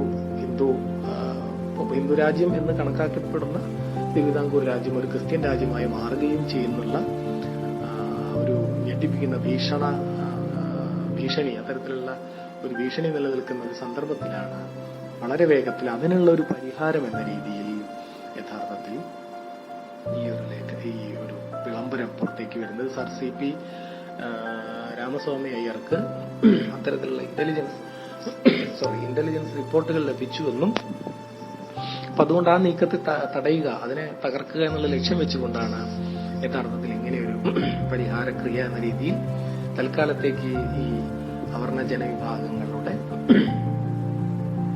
അവരുടെ വികാരങ്ങളെ കൂടി പരിഗണിച്ചുകൊണ്ട് അവരെ സാന്ത്വനപ്പെടുത്തി നിർത്തുക എന്നുള്ള ലക്ഷ്യം വെച്ചാണ് യഥാർത്ഥത്തിൽ ഇത്തരമൊരു വിളംബരം പുറത്തു വന്നത് എന്നുമാണ് അതിന്റെ ഒരു രാഷ്ട്രീയ സന്ദർഭ വായനയെ മുൻനിർത്തി ലേഖകൻ പറയുന്നത്. അത് അദ്ദേഹത്തിന്റെ നിഗമനമല്ല. ഇതുമായി ബന്ധപ്പെട്ട് CP ശ്രീധരമേനോൻ അടക്കമുള്ള ശ്രീധരമേനോൻ, അതുപോലെ തന്നെ മണിലാൽ എന്നൊരു ലേഖകൻ, അദ്ദേഹം മാതൃഭൂമിയിൽ എഴുതിയ ഒരു ലേഖനത്തെയാണ് കോട്ട് ചെയ്തിരിക്കുന്നത്. അപ്പം അത്തരം ആളുകളുടെയൊക്കെ പഠനങ്ങൾ, വെളിപ്പെടുത്തലുകൾ ഒക്കെ മുൻനിർത്തിക്കൊണ്ടാണ് അങ്ങനെ ഒരു വായനയിലേക്ക് അദ്ദേഹം ചെന്നെത്തുന്നത്. അപ്പൊ നമ്മൾ വിചാരിച്ചിരുന്ന പോലെ വളരെ നിഷ്കളങ്കമായി ഈ ഒരു ജനവിഭാഗത്തെ മാനുഷികമായി കാണുകയും അവരോട് സ്നേഹകാരുണ്യം ചൊരിയുക എന്നുള്ള തരത്തിലുള്ള ഒരു നിലപാടായിരുന്നില്ല ഈ വിളംബരത്തിന് പിന്നിലുണ്ടായിരുന്നത്. മറിച്ച് ഇതൊരു യഥാർത്ഥത്തിൽ രാജവംശത്തെയും അതുൾക്കൊള്ളുന്ന മതത്തെയും അതിന്റെ ഭൂരിപക്ഷത്തെയും അതിന്റെ സ്വാധീനത്തെയും നിലനിർത്തുക. കുമാരനാശാന്റെ കവിതയിൽ നമ്മൾ നേരത്തെ കഴിഞ്ഞ ക്ലാസ്സിൽ പറഞ്ഞ പോലെ തന്നെ മാറ്റുവിൻ ചട്ടങ്ങളെ സ്വയമല്ലെങ്കിൽ മാറ്റുമതുകളീ നിങ്ങളെത്താൻ എന്നുള്ളതാണ്. അപ്പൊ ഈ ചട്ടം ഇപ്പം മാറ്റിയില്ലെങ്കിൽ, ഈ അയിത്തം, ഈ ക്ഷേത്രത്തിലേക്കുള്ള പ്രവേശന നിരോധനം ഇപ്പം മാറ്റിയില്ലെങ്കിൽ ഈ ചട്ടം അവർ പൊട്ടിച്ചെറിയുകയും അതോടെ അവ നിങ്ങളെ തന്നെ മൊത്തത്തിൽ നിഷ്കാസനം ചെയ്യുകയും ചെയ്യുമെന്നുള്ള തോന്നലിൽ നിന്ന് അവനവന്റെ നിലനിൽപ്പിനെ കൂടി ആധാരമാക്കിക്കൊണ്ടുള്ള ഒരു നടപടിയാണ് വാസ്തവത്തിൽ ഇത് എന്നും സോമനസാലെ അങ്ങനെ ചെയ്തതല്ല. അങ്ങനെ ചെയ്തതിൽ യഥാർത്ഥത്തിൽ അത് ഈ വിളംബരം എഴുതുന്നയാൾ സന്തോഷിക്കുകയല്ല, മറിച്ച് സങ്കടപ്പെടുകയാണ് ചെയ്യുന്നത് എന്നും അതുകൂടി അതിന്റെ ഭാഷാശൈലിയിൽ നിന്ന് വ്യക്തമാകും എന്നുള്ള തരത്തിലാണ് ലേഖനത്തിന്റെ വായന പോകുന്നത്. അപ്പോൾ അതിന്റെ അവസാന ഭാഗത്തേക്ക് നമ്മൾ കടക്കുകയാണ്. ബ്രാഹ്മണ കേന്ദ്രീകൃതമായ ജാതി വ്യവസ്ഥയെ സനാതനധർമ്മമായി കാത്തുസൂക്ഷിക്കുക. സ്വധർമ്മമായി കരുതിയിരുന്ന തിരുവിതാംകൂർ രാജവംശം പ്രജകളുടെ ജാതിവിഹിതമായ സ്വധർമ്മങ്ങളുടെ കാര്യത്തിൽ ഒരു വിട്ടുവീഴ്ചയ്ക്കും തയ്യാറായിരുന്നില്ല. സമുചിതമായ പരിതസ്ഥിതികൾ പരിരക്ഷിക്കുന്നതിനും ക്രിയാപദ്ധതികളും ആചാരങ്ങളും വെച്ച് നടത്തുന്നതിനും എന്ന വിളംബരവാക്യം ഇക്കാര്യം വ്യക്തമാക്കുന്നു. അതായത് ബ്രാഹ്മണ കേന്ദ്രീകൃതമായ ജാതി വ്യവസ്ഥയെ സനാതനധർമ്മമായി കാത്തുരക്ഷിക്കുക, അത് സ്വധർമ്മമാണെന്ന് കരുതിയിരുന്ന ആളുകളാണ് ഈ തിരുവിതാംകൂർ രാജവംശം. ബ്രാഹ്മണ കേന്ദ്രീകൃതമായ ജാതി വ്യവസ്ഥ, ബ്രാഹ്മണധർമ്മം, ജാതി വ്യവസ്ഥ, ഇതൊക്കെ പരമധർമ്മങ്ങളാണ്. അതിനെ ജീവൻ കൊടുത്ത് സംരക്ഷിക്കുക എന്നുള്ളതായിരുന്നു തിരുവിതാംകൂർ രാജവംശത്തിന്റെ പ്രഖ്യാപിതമായ ലക്ഷ്യം, പ്രഖ്യാപിതമായിട്ടുള്ള ആശയം എന്ന് പറയുന്നത്. അപ്പൊ അത് ഈ വിളംബരത്തിനകത്ത് ഇപ്പോഴും വ്യക്തമാണ്. സമുചിതമായ പരിതസ്ഥിതികൾ പരിരക്ഷിക്കുന്നതിനും ക്രിയാപദ്ധതികളും ആചാരങ്ങളും വെച്ച് നടത്തുന്നതിനും എന്ന് തന്നെ പറഞ്ഞിട്ടുണ്ട്. അപ്പൊ അതൊന്നും മാറ്റാൻ പോകുന്നില്ല. അതൊക്കെ അതുപോലെ തന്നെ നിലനിർത്തിക്കൊണ്ട് ചെറിയൊരു അഡ്ജസ്റ്റ്മെന്റ് മാത്രം ആണ്, അല്ലാത്ത സമൂലമായിട്ടുള്ള ഒരു അഴിച്ചുപണിയോ മാറ്റമൊന്നും കൊണ്ടുവരിക എന്നുള്ള ഉദ്ദേശം ഇതിനകത്തില്ല എന്നുള്ളതാണ്. ആ വാചകം അത് വ്യക്തമാക്കുന്നുണ്ട്. സമുചിതമായ പരിതസ്ഥിതികൾ പരിരക്ഷിക്കുന്നതിനും ക്രിയാപദ്ധതികളും ആചാരങ്ങളും വെച്ച് നടത്തുന്നതിനും എന്ന വിളംബരവാക്യം ഇക്കാര്യം വ്യക്തമാക്കുന്നു. ക്ഷേത്രത്തെ പൊതു ഇടമാക്കാതെ ഹിന്ദുമതത്തിന്റെ കേന്ദ്രം എന്ന നിലയ്ക്ക് പുനഃപ്രതിഷ്ഠിച്ച് ഹിന്ദുമതാശയങ്ങളിൽ വിശ്വസിക്കാത്ത അന്യമതസ്ഥർക്ക് പ്രവേശനം നിഷേധിക്കുക കൂടിയായിരുന്നു ഈ ക്ഷേത്രപ്രവേശന വിളംബരം. അതൊരു പ്രധാനപ്പെട്ട നിരീക്ഷണമാണ്. ക്ഷേത്രപ്രവേശന വിളംബരം എന്ന് പറയുമ്പോൾ അതിന്റെ അന്തസത്തയ്ക്ക് നിരക്കാത്ത ഒരു അംശം കൂടി അതിനകത്തുണ്ട്. ക്ഷേത്രപ്രവേശനത്തിലേക്ക് ആളുകളെ ക്ഷണിക്കുന്ന വിളംബരമാണത്. എന്നാൽ ചിലർക്ക് പ്രവേശനമില്ല എന്ന വിളംബരം കൂടി അതിനകത്ത് ഉൾച്ചേർന്നിട്ടുണ്ട്. അതായത് ഹിന്ദുമതത്തെ ഒരു കേന്ദ്ര സ്ഥാനമായി കണക്കാക്കിക്കൊണ്ട് ആ ആശയങ്ങളിൽ വിശ്വസിക്കുന്ന ആളുകൾക്ക് മാത്രം പ്രവേശനമുള്ള സ്ഥലമായി ക്ഷേത്രത്തെ ചുരുക്കിയെടുക്കുകയാണ് യഥാർത്ഥത്തിൽ ഈ വിളംബരം ചെയ്യുന്നത്. അതിനു മുമ്പ് അങ്ങനെ ഒരു നിലപാട് വാസ്തവത്തിൽ ഉണ്ടായിരുന്നില്ല എന്നുള്ളതാണ്. അതായത് ജാതി വ്യവസ്ഥയിൽ അധിഷ്ഠിതമായിരുന്ന, ജാതി വ്യവസ്ഥയുടെ ചിഹ്ന വ്യവസ്ഥയിൽ നിന്ന് മതാധിഷ്ഠിതമായ ചിഹ്നഘടനയിലേക്കുള്ള പ്രവേശനമായിരുന്നു ക്ഷേത്രപ്രവേശന വിളംബരം എന്ന് പറഞ്ഞാൽ ക്ഷേത്രപ്രവേശന വിളംബരത്തിന് മുൻപ് ക്ഷേത്രം എന്ന് പറയുന്നത് ജാതി ചിഹ്ന വ്യവസ്ഥയിലാണ് നിലനിന്നിരുന്നത്. ചില ജാതികളിൽ ഉൾപ്പെടുന്ന ആളുകൾക്ക് മാത്രം പ്രവേശനമുള്ള സ്ഥലമായിരുന്നു അത്. അങ്ങനെ ജാതിയുടെ പൊതുവ്യവസ്ഥയിൽ നിന്ന് അത് മതത്തിന്റെ ഒരു മതാധിഷ്ഠിതമായ ചിഹ്നഘടനയിലേക്ക് മാറ്റുകയാണ് ക്ഷേത്രപ്രവേശനം ചെയ്തത്. ഒരുപക്ഷെ ഈ വിളംബരത്തിന് ശേഷമായിരിക്കണം കേരളത്തിലെ ക്ഷേത്രങ്ങളിൽ അഹിന്ദുക്കൾക്ക് പ്രവേശനമില്ല എന്ന ബോർഡ് പ്രത്യക്ഷപ്പെടാൻ തുടങ്ങിയിട്ടുണ്ടാവുക. അതിനു മുമ്പ് കാവുകളിലും മറ്റും ചുറ്റുമതിലുകളില്ലാത്ത ക്ഷേത്രങ്ങളിലും ഇതര മതസ്ഥർ ധാരാളമായിട്ട് വഴി നടന്നിരുന്നു. ഇപ്പോൾ അടുത്ത കാലത്ത് കണ്ണൂരൊക്കെയുള്ള ചില ക്ഷേത്രങ്ങളുമായി ബന്ധപ്പെട്ട് ഇത്തരത്തിലുള്ള വിവാദങ്ങൾ വന്ന് നിങ്ങൾ ശ്രദ്ധിച്ചു കാണും. പുതിയ ബോർഡുകൾ പ്രത്യക്ഷപ്പെട്ടതും മറ്റു കാര്യങ്ങളൊക്കെ. അപ്പോൾ ഒഴിഞ്ഞു കിടക്കുന്ന കാവുകൾ പോലെയുള്ള സ്ഥലങ്ങളിൽ ജാതി മത വ്യത്യാസമില്ലാതെ ആളുകൾ പ്രവേശിക്കുകയും പലതരത്തിലുള്ള, അപ്പോൾ അവിടെ ഉത്സവം ഉണ്ടാകുന്ന സമയത്ത് അന്യമതസ്ഥരൊക്കെ കച്ചവടവും മറ്റു സാധനങ്ങളൊക്കെ നടത്തുകയൊക്കെ ചെയ്തിരുന്ന സ്ഥലങ്ങളാണ്. അപ്പോൾ അത് ഒരു ജനതതി എന്നുള്ള രീതിയിൽ പഴയ തരത്തിലുള്ള സാമൂഹ്യ കൂട്ടായ്മയുടെ തുടർച്ചയായിട്ട് നടന്നു പോരുന്നതാണ്. പക്ഷെ അവിടേക്ക് എന്ത് ചെയ്യുന്നു, മുമ്പ് ജാതീയമായിട്ടുള്ള ആചാരങ്ങൾ നിലനിന്നിരുന്ന ഒരു സ്ഥലത്ത് അതിന് ചെറിയ തരത്തിലുള്ള വിലക്ക് ഏർപ്പെടുത്തിക്കൊണ്ട് അതിനെ ഒന്ന് പൊതുവൽക്കരിച്ച് മതാടിസ്ഥാനത്തിലുള്ള ഒരു ചിഹ്ന വ്യവസ്ഥയാക്കി ക്ഷേത്രങ്ങളെ മാറ്റുകയാണ് യഥാർത്ഥത്തിൽ ക്ഷേത്രപ്രവേശന വിളംബരം ചെയ്തത്. അതൊരു വളരെ പ്രധാനപ്പെട്ടതും വളരെ സൂക്ഷ്മതയുള്ളതുമായിട്ടുള്ള ഒരു നിരീക്ഷണമാണ് എന്ന് വേണം പറയാൻ. വിളംബരത്തിനകത്തിൽ നിന്ന് തന്നെ നോക്കൂ. പ്രവർത്തനത്തിൽ അത് ശതവർഷങ്ങളായി കാലപരിവർത്തനത്തിന് അനുയോജിച്ചു പോകുന്നുവെന്ന് ധരിച്ചും ഹിന്ദുമതത്തെക്കുറിച്ച് പറയുകയാണ് എന്ന് വിളംബരത്തിൽ കാണുന്ന ഈ ഭാഗം നേരത്തെ സൂചിപ്പിച്ച മതപരിവർത്തന ഭീഷണി മുന്നിൽ കണ്ടുകൊണ്ട് ഹിന്ദുമതം കാലാനുസൃതമായ മാറ്റത്തെ ഉൾക്കൊള്ളുന്ന മതമാണ് എന്നൂന്നി പറയുന്നുണ്ട്. സനാതന മൂല്യങ്ങളിൽ നിന്ന് വ്യതിചലിക്കാതെ അനാചാരങ്ങളിൽ വ്യാപൃതമായതാണ് ഹിന്ദുമതത്തിന്റെ പ്രധാന ദൂഷ്യമെന്ന ധാരണയും ഈ പ്രസ്താവന പേറുന്നുണ്ട്. അപ്പൊ സനാതന മൂല്യങ്ങൾക്ക് കുഴപ്പമില്ല, മറിച്ച് എന്ത് ചെയ്തു, അത് പിന്നീട് ചില അനാചാരങ്ങളായി മാറിപ്പോയി, അതാണ് ഇവിടുത്തെ കുഴപ്പമെന്നും, അതായത് ഹിന്ദുമതത്തിന് കാര്യമായ പ്രശ്നങ്ങളൊന്നുമില്ല, അത് കാലാകാലങ്ങളിൽ ഇത്തരത്തിൽ സ്വയം പരിഷ്കരിക്കപ്പെടാറുണ്ട്, അത്തരം ഒരു പരിഷ്കാരമാണിത് എന്ന രീതിയിൽ ഹിന്ദുമതത്തെ സംരക്ഷിക്കുന്ന ഒരു നിലപാട് ഈ പ്രസ്താവനയ്ക്കകത്ത് എപ്പോഴും കാണുന്നുണ്ട്, വിളംബരത്തിനകത്ത് കാണുന്നുണ്ട്. ഹിന്ദുമതത്തെ ശുദ്ധീകരിക്കാൻ നടത്തിയ ശ്രമങ്ങളിലേക്ക് നീളുന്ന പൂർവ്വ വ്യവഹാരങ്ങൾ വേറെയുമുണ്ട്. മലബാറിൽ ഞാൻ കണ്ടതിനേക്കാൾ കവിഞ്ഞ ഒരു വിഡ്ഢിത്തം ഇതിനു മുമ്പ് ലോകത്തിൽ എവിടെയെങ്കിലും ഉണ്ടായിട്ടുണ്ടോ? സവർണം നടക്കുന്ന തെരുവുകളിൽ കൂടി പാവപ്പെട്ട പറയന് നടന്നുകൂടാ. പക്ഷേ മിശ്രമായ ഒരു ഇംഗ്ലീഷ് നാമം അല്ലെങ്കിൽ മുഹമ്മദീയ നാമം സ്വീകരിച്ചാൽ മതി, എല്ലാം ഭദ്രമായി. ഈ മലബാറുകാരെല്ലാം ഭ്രാന്തന്മാരാണ്, ഇവരുടെ വീടുകൾ അത്രയും ഭ്രാന്താലയങ്ങളും എന്ന് സ്വാമി വിവേകാനന്ദൻ നടത്തിയ വിലയിരുത്തലാണ് അതിലൊന്ന്. അപ്പൊ ഹിന്ദുമതത്തെ ശുദ്ധീകരിക്കുക എന്നുള്ള ഒരു തലം കൂടി ഈ വിളംബരത്തിനുണ്ട്. ഇത്തരത്തിലുള്ള ശ്രമം മുമ്പും ഉണ്ടായിട്ടുണ്ട്. അതിലൊന്നാണ് വിവേകാനന്ദന്റെ പ്രസിദ്ധമായിട്ടുള്ള പ്രസ്താവന. നമ്മൾ പല രീതിയിൽ കേട്ടിട്ടുള്ള ഒരു പ്രസ്താവനയാണ്. മലബാറിൽ ഞാൻ കണ്ടതിനേക്കാൾ കവിഞ്ഞൊരു വിഡ്ഢിത്തം ഇതിനു മുമ്പ് ലോകത്തിൽ എവിടെയെങ്കിലും ഉണ്ടായിട്ടുണ്ടോ? സവർണർ നടക്കുന്ന തെരുവിൽ കൂടി പാവപ്പെട്ട പറയന് നടന്നുകൂടാ. പക്ഷെ മിശ്രമായ ഒരു ഇംഗ്ലീഷ് നാമം, ഒരു ബ്രിട്ടീഷുകാരന്റെ നാമം അതിനകത്തുണ്ടെങ്കിൽ, അല്ലെങ്കിൽ മുഹമ്മദീയ നാമം, മതം മാറി മുഹമ്മദിന്റെ ഇസ്ലാം മതം സ്വീകരിക്കുകയാണെങ്കിൽ എല്ലാം ഭദ്രമായി. ഈ മലബാറുകാരെല്ലാം ഭ്രാന്തന്മാരാണ്, അതാണ് കേരളം ഒരു ഭ്രാന്താലയമാണെന്നുള്ള ആ പ്രസ്താവനയാണ്. ഇവരുടെ വീടുകൾ അത്രയും ഭ്രാന്താലയങ്ങളും എന്ന് സ്വാമി വിവേകാനന്ദൻ നടത്തിയ വിലയിരുത്തലാണ് അതിലൊന്ന്. പട്ടികൾക്ക് നടക്കാവുന്ന റോഡിൽ മനുഷ്യർക്ക് നടക്കാൻ പറ്റാത്തത് കഷ്ടമല്ലേ എന്ന് ഗാന്ധിജി ലക്ഷ്മിബായി തമ്പുരാട്ടിയോട് നേരിട്ട് ചോദിക്കുന്നുണ്ട്. ബാഹ്യമായ തലത്തിലുള്ള പരിഷ്കരണ യത്നങ്ങൾ സ്വാമി വിവേകാനന്ദൻ നടത്തിയ പ്രസ്താവനയിൽ നിന്ന് തുടങ്ങുന്നു. ഇതോടൊപ്പം സദാനന്ദ സ്വാമികൾ നടത്തിയ ഹിന്ദുമത പരിഷ്കരണ ശ്രമങ്ങളും മതം മാറ്റത്തിനെതിരെ അയ്യങ്കാളിയെടുത്ത ഉറച്ച നിലപാടും മതം മാറ്റമല്ല, ഹിന്ദുമതത്തിന് കാലോചിതമായ പരിഷ്കരണങ്ങളാണ് ആവശ്യമെന്ന കാര്യത്തെ ഉറപ്പിച്ചു. അപ്പൊ ഇങ്ങനെ ഹിന്ദുമതത്തെ അതിനകത്തുനിന്നുകൊണ്ട് തന്നെ പരിഷ്കരിക്കാൻ നടത്തിയ ശ്രമങ്ങളും ഉണ്ടായിട്ടുണ്ട്. അത്തരം ഒരു ശ്രമത്തിന്റെ തുടർച്ചയാണ് വാസ്തവത്തിൽ ഈ വിളംബരം എന്നാണ് പറയുന്നത്. അപ്പൊ അയ്യങ്കാളിയെ പോലെയുള്ള ആളുകള് ഹിന്ദുമതത്തിനകത്ത് നിന്നുകൊണ്ട് അതിശക്തമായ ഐത്തത്തിനും സാധനത്തിനും ഒക്കെ എതിരെയുള്ള നിലപാടുകൾ എടുക്കുമ്പോഴും മതം മാറ്റത്തെ അവർ പ്രോത്സാഹിപ്പിച്ചിരുന്നില്ല. കുമാരനാശാനെ പോലെയുള്ള ആളുകൾ മതപരിവർത്തന രസവാദം പോലെയുള്ള ലേഖനങ്ങളിൽ മതപരിവർത്തനമല്ല, മറിച്ച് ഹിന്ദുമതത്തിനകത്ത് ഉറച്ചു നിന്നുകൊണ്ടുള്ള മാറ്റം വരുത്തലുകൾക്കാണ് ഊന്നൽ നൽകേണ്ടത് എന്നുള്ള നിലപാട് സ്വീകരിക്കുന്നുണ്ട്. അപ്പൊ അത്തരം നിലപാടുകളുടെയൊക്കെ ഒരു തുടർച്ചയാണ് വാസ്തവത്തിൽ ഈ വിളംബരത്തിനകത്ത് കാണുന്നതെന്നാണ് ലേഖകന്റെ നിലപാട്. വിദേശ ക്രിസ്ത്യൻ മിഷണറിമാരുടെ പ്രചരണവും പ്രേരണയും മനുഷ്യത്വപരമായ സമീപനവും കീഴാളരെ ആകർഷിച്ചിരുന്ന കാലഘട്ടത്തിൽ അയ്യങ്കാളിയെയും ക്രിസ്തുമതത്തിലേക്ക് കൊണ്ടുപോകാനുള്ള യത്നങ്ങൾ നടന്നിരുന്നു. ക്രിസ്തുമത പ്രചാരകരുടെ പ്രലോഭനങ്ങളിലോ വാഗ്ദാനങ്ങളിലോ അദ്ദേഹം വീണില്ല. എന്നു മാത്രമല്ല, യുദ്ധജാതിക്കാർ എന്ന് മാത്രമല്ല അയിത്തജാതിക്കാർ ക്രിസ്തുമതത്തിലേക്ക് പോകരുതെന്ന നിർബന്ധവും അദ്ദേഹത്തിനുണ്ടായിരുന്നു. ഹിന്ദുമതത്തിൽ നിന്നുകൊണ്ട് തന്നെ അതിനുള്ളിലെ കളങ്കങ്ങൾ തുടച്ചു മാറ്റാനാണ് അദ്ദേഹം ആഗ്രഹിച്ചത് എന്ന് അയ്യങ്കാളിയുടെ ജീവചരിത്രം എഴുതിയ സി അഭിമന്യു വ്യക്തമാക്കുന്നുണ്ട്. അതായത് വിളംബരത്തിൽ ഈ വാക്യതലം അന്നത്തെ സമൂഹത്തിൽ നടന്ന അനേകം വ്യവഹാരങ്ങളിലേക്ക് നീളുന്നതാണ്.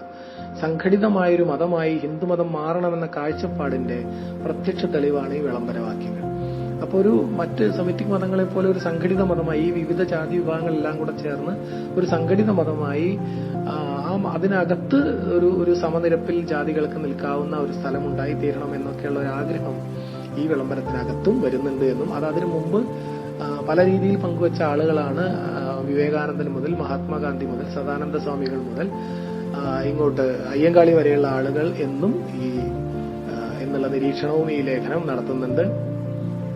ഇനി ചരിത്രവും ഭാഷാശാസ്ത്രവും, ഇത്രയും കൊണ്ട് ഈ വിളംബരത്തിന്റെ അപഗ്രഥനം അവസാനിക്കുകയാണ്. ഇനി എങ്ങനെയാണ് ചരിത്രം ഭാഷാശാസ്ത്രത്തിന്റെ വിഷയമായി വരുന്നത്, അല്ലെങ്കിൽ അതിലേക്കുള്ള ഭാഷാശാസ്ത്രത്തിലേക്കുള്ള ചരിത്രത്തിന്റെ ഇടപെടലോ ചരിത്രത്തിലേക്കുള്ള ഭാഷാശാസ്ത്രത്തിന്റെ ഇടപെടലോ ഒക്കെ എങ്ങനെയാണ് എന്നുകൂടി പറഞ്ഞുകൊണ്ടാണ് ഈ ലേഖനം ഉപസംഹരിക്കുന്നത്.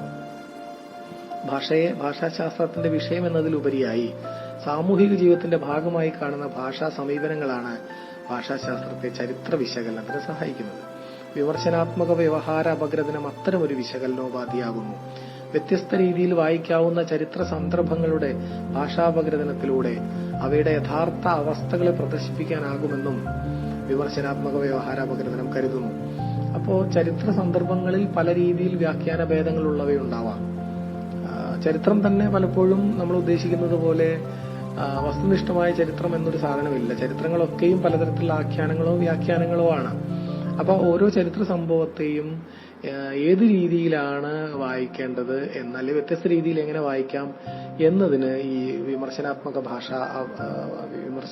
വ്യവഹാരാപഗ്രഥനം വലിയ തരത്തിലുള്ള സപ്പോർട്ട് നൽകുന്നുണ്ട്. ഇപ്പോൾ നമ്മളിവിടെ കണ്ടത് അങ്ങനെയാണ്. ഈ ക്ഷേത്രപ്രവേശന വിളംബരം എന്ന് പറയുന്ന ചരിത്ര സന്ദർഭത്തെ ആ കാലഘട്ടത്തിൽ ഉണ്ടായിട്ടുള്ള ഒരു വ്യവഹാരം, ഭാഷാ വ്യവഹാരം എന്ന രീതിയിൽ ഈ ക്ഷേത്രപ്രവേശന വിളംബരത്തെ കണ്ടുകൊണ്ട് അതിനെ അപഗ്രഥിച്ചുകൊണ്ട് ആ ചരിത്ര സന്ദർഭത്തെ ഏത് രീതിയിലാണ് വിലയിരുത്തേണ്ടത് എന്നതിലേക്ക് കൃത്യമായിട്ടുള്ള വെളിച്ചം വീശുകയാണ് ചെയ്തത്. അപ്പൊ ഇത് ഇല്ലാത്തൊരവസ്ഥയിൽ ആ കാലഘട്ടത്തിന്റെ ചരിത്രം എന്ന് പറയുന്നത് അപൂർണമായി തന്നെ നിൽക്കും. ഏതെങ്കിലും ഒരു വ്യവഹാരത്തെ നമുക്ക് കിട്ടുകയാണെങ്കിൽ അതിനെ ആസ്പദമാക്കിക്കൊണ്ട് ഈ രീതിയിൽ വായിക്കാൻ ഈ വിമർശനാത്മക വ്യവഹാരാത്മക ഭാഷാശാസ്ത്രം സഹായിക്കുമെന്നുള്ളതാണ്. അത് ഇത്തരത്തിലുള്ള വായന സാഹിത്യകൃതികളെ മുൻനിർത്തി നടത്താവുന്നതാണ്. അപ്പൊ അതുപോലെ അത്തരം വായനയാണ് യഥാർത്ഥത്തിൽ ഇളംകുളത്തിന്റെയൊക്കെ അച്ചി സന്ദേശങ്ങളെക്കുറിച്ചും മറ്റു ഉണ്ണിയച്ചി ഉണ്ണിയാടി പോലെയുള്ള ആ കാലത്തെ മണിപ്രവാള കൃതികളെ മുൻനിർത്തി നടത്തിയിട്ടുള്ളത്. അതിനെ ആസ്പദമാക്കിയിട്ടാണ് ഒരു കാലഘട്ടത്തിലെ ഇരുളടഞ്ഞ ഏടുകളിലേക്കൊക്കെ കേരളീയ ചരിത്രത്തിൽ അതിന്റെ ഒരു വെളിച്ചം വീശുന്ന സമീപനങ്ങളൊക്കെ ഉണ്ടായിട്ടില്ല. പക്ഷെ അദ്ദേഹത്തിന് ഭാഷാശാസ്ത്രപരമായിട്ടുള്ള ഉൾക്കാഴ്ചകൾ എത്രത്തോളം ഉണ്ടായിരുന്നു എന്നുള്ളത് വേറെ വിഷയമാണ്. എങ്കിൽ പോലും അവിടെ ഒരു സാധ്യത ഭാഷാശാസ്ത്രപരമായിട്ടുള്ള വിശകലനങ്ങൾക്ക് തീർച്ചയായിട്ടും ഉണ്ട്. അതിന് ഈ വിമർശനാത്മക ഭാഷാ വ്യവഹാര അപഗ്രഥനം സഹായിക്കുമെന്നുള്ളതാണ്. ജ്ഞാനം, വിശ്വാസം, സാമൂഹിക ബന്ധങ്ങൾ, സ്വത്തും എന്നിവയുടെ കാര്യത്തിൽ ഏകീകരണത്തിനായുള്ള ഉപായങ്ങൾ സമൂഹം ദീക്ഷിച്ചു പോരുക സ്വാഭാവികമാണ്. ചരിത്രം വിട്ടുപോയതും കൂട്ടിച്ചേർക്കേണ്ടതുമായ പലതും ഈ പഠന രീതിയിലൂടെ കണ്ടെത്താനാകും. വിളംബര ഭാഷാപഗ്രഥനം പുറത്തു കൊണ്ടുവരുന്ന പ്രധാന കാര്യം പുറത്തുള്ളവരെയും ഹിന്ദുമതത്തിൽ നിന്ന് പുറത്തു പോയവരെയും ഉൾക്കൊള്ളാൻ പറ്റുന്ന രീതിയിൽ ഹിന്ദുമതം പരിഷ്കാരത്തിന് തയ്യാറായി എന്നതാണ്.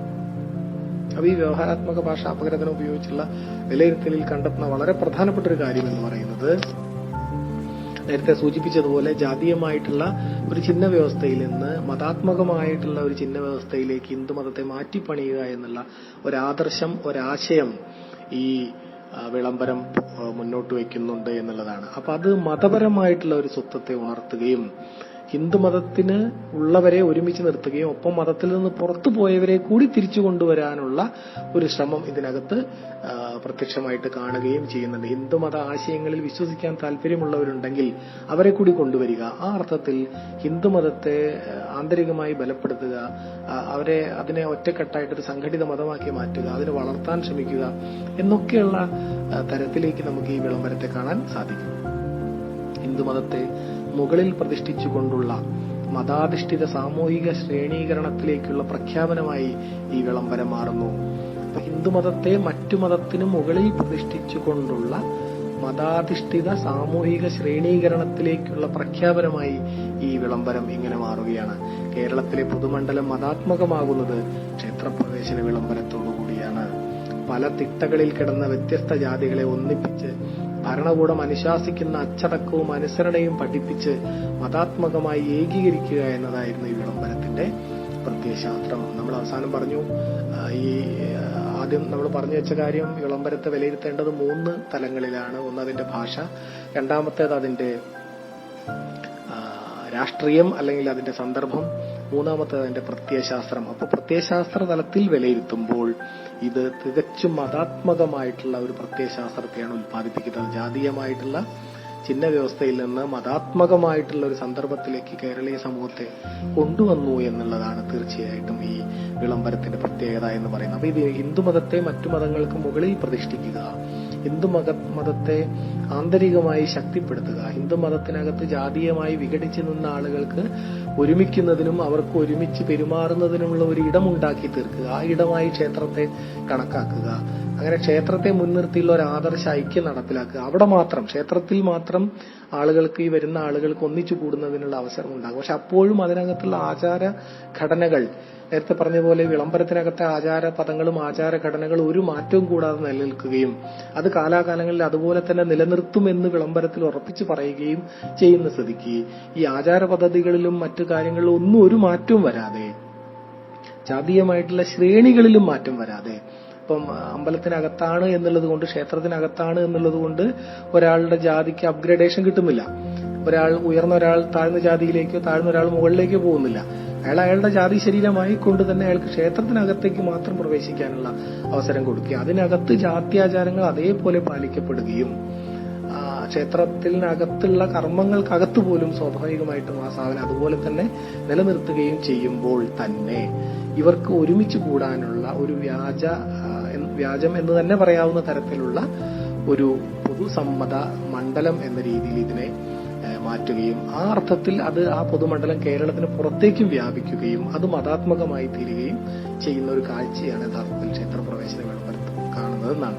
ക്ഷേത്രപ്രവേശന വിളംബരത്തിന് ശേഷമാവണം കേരളീയ ക്ഷേത്രങ്ങളിൽ അഹിന്ദുക്കൾക്ക് പ്രവേശനമില്ല എന്ന ബോർഡ് പ്രത്യക്ഷപ്പെട്ടത് എന്ന വാചകം ഇതിനോട് ചേർത്ത് വായിക്കേണ്ടതാണ്.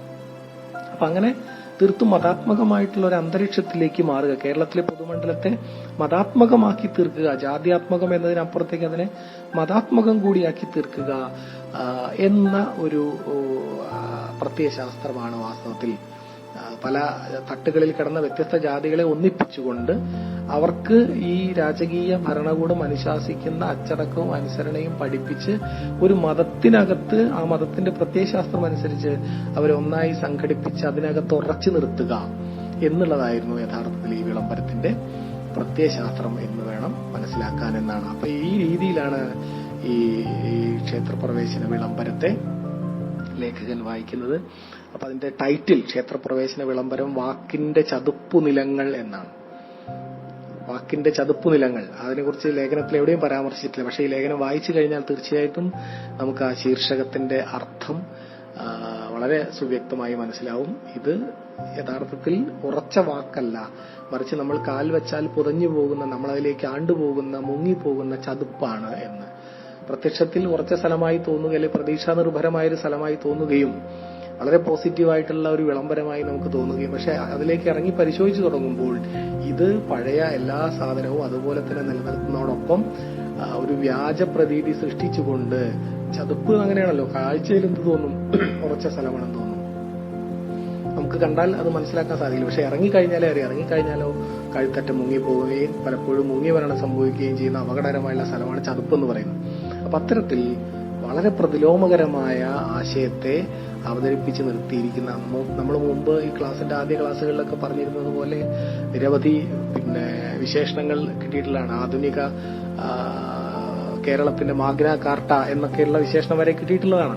അപ്പോൾ വാസ്തവത്തിൽ അത് ഈ പറഞ്ഞ അപഗ്രഥനത്തിലൂടെ സഞ്ചരിച്ചു കഴിയുമ്പോൾ അങ്ങനെ ഒരു സംഗതിയേ അല്ല എന്നും, ഒരുപക്ഷെ മതാത്മകമായിട്ടുള്ള ആശയങ്ങൾ, ആ തരത്തിലുള്ള ഒരു ആശയത്തിന് തുടക്കം കുറിച്ചിട്ടുള്ള കേരളത്തിലെ ആദ്യത്തെ ഏറ്റവും പ്രതിലോമകരമായിട്ടുള്ള സംഭവങ്ങളിലൊന്നാണ് ക്ഷേത്രപ്രവേശന വിളംബരം എന്നുമാണ് ഈ ലേഖനത്തിനകത്ത് പറഞ്ഞു വയ്ക്കുന്നത്. അപ്പോൾ നമ്മൾ ആദ്യത്തെ ക്ലാസ്സിൽ തന്നെ പറഞ്ഞു വെച്ച മറ്റൊരു കാര്യം, നമ്മൾ ഈ ലേഖനം പഠിക്കുന്നതിനകത്തുള്ള കണ്ടന്റ് എന്താണെന്ന് മനസ്സിലാക്കാൻ വേണ്ടി മാത്രമല്ല, മറിച്ച് എങ്ങനെയാണ് ഇത് ഉത്തമമായിട്ടുള്ള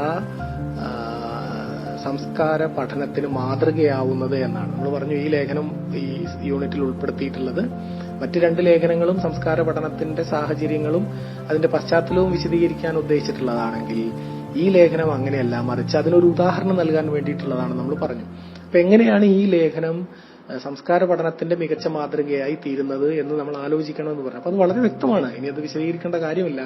കാരണം മുമ്പ് നമ്മൾ ഇതുവരെ മനസ്സിലാക്കി വെച്ചിരുന്ന ഒരു സംസ്കാര സന്ദർഭത്തെ നമ്മുടെ നവോത്ഥാന സന്ദർഭവും അതിനകത്തുള്ള ഏറ്റവും വളരെ പ്രധാനപ്പെട്ട ഒരു രേഖയായിട്ട് കണക്കാക്കപ്പെടുന്ന ഈ നവോത്ഥാനത്തിന്റെ സത്ഫലം എന്ന രീതിയിൽ വിശേഷിപ്പിക്കപ്പെടുന്ന 1936 ജനുവരി 12 ക്ഷേത്രപ്രവേശന വിളംബരത്തെ അതിന്റെ ഭാഷാതലത്തിൽ നിന്നുകൊണ്ട് പരിശോധിച്ച് അതിന്റെ സന്ദർഭം, അതിന്റെ പാഠം വിശകലനം ചെയ്തു വരുമ്പോഴേക്കും അതിനകത്ത് നിന്ന് പുറത്തേക്ക് വരുന്നത് നമ്മൾ ഒട്ടും പ്രതീക്ഷിക്കാത്ത തരത്തിലുള്ള പ്രതിലോമകരമായിട്ടുള്ള ആശയങ്ങളാണ് എന്നും അതിനെ തുടർന്ന് നമ്മുടെ രാഷ്ട്രീയ സാമൂഹ്യ മണ്ഡലങ്ങളെ നിർണയിച്ച ഇപ്പോഴും പ്രബലമായിക്കൊണ്ടിരിക്കുന്ന പല തരത്തിലുള്ള രാഷ്ട്രീയ പ്രത്യയശാസ്ത്രത്തിന്റെയും ഐഡിയോളജിയുടെയും ഒക്കെ ബീജം, അതിന്റെയൊക്കെ അടിത്തറ വാസ്തവത്തിൽ ഈ വിളംബരത്തിലാണ് കിടക്കുന്നതെന്നും കാണിച്ചു തരാൻ ഈ പഠനത്തിന് കഴിയുന്നുണ്ട് എന്നുള്ളതാണ്. ആ അർത്ഥത്തിൽ ഇത് വളരെ മികച്ച സംസ്കാര പഠനത്തിന്റെ ഒരു നല്ല മാതൃകയാണ് എന്ന കാര്യത്തിൽ യാതൊരു സംശയവും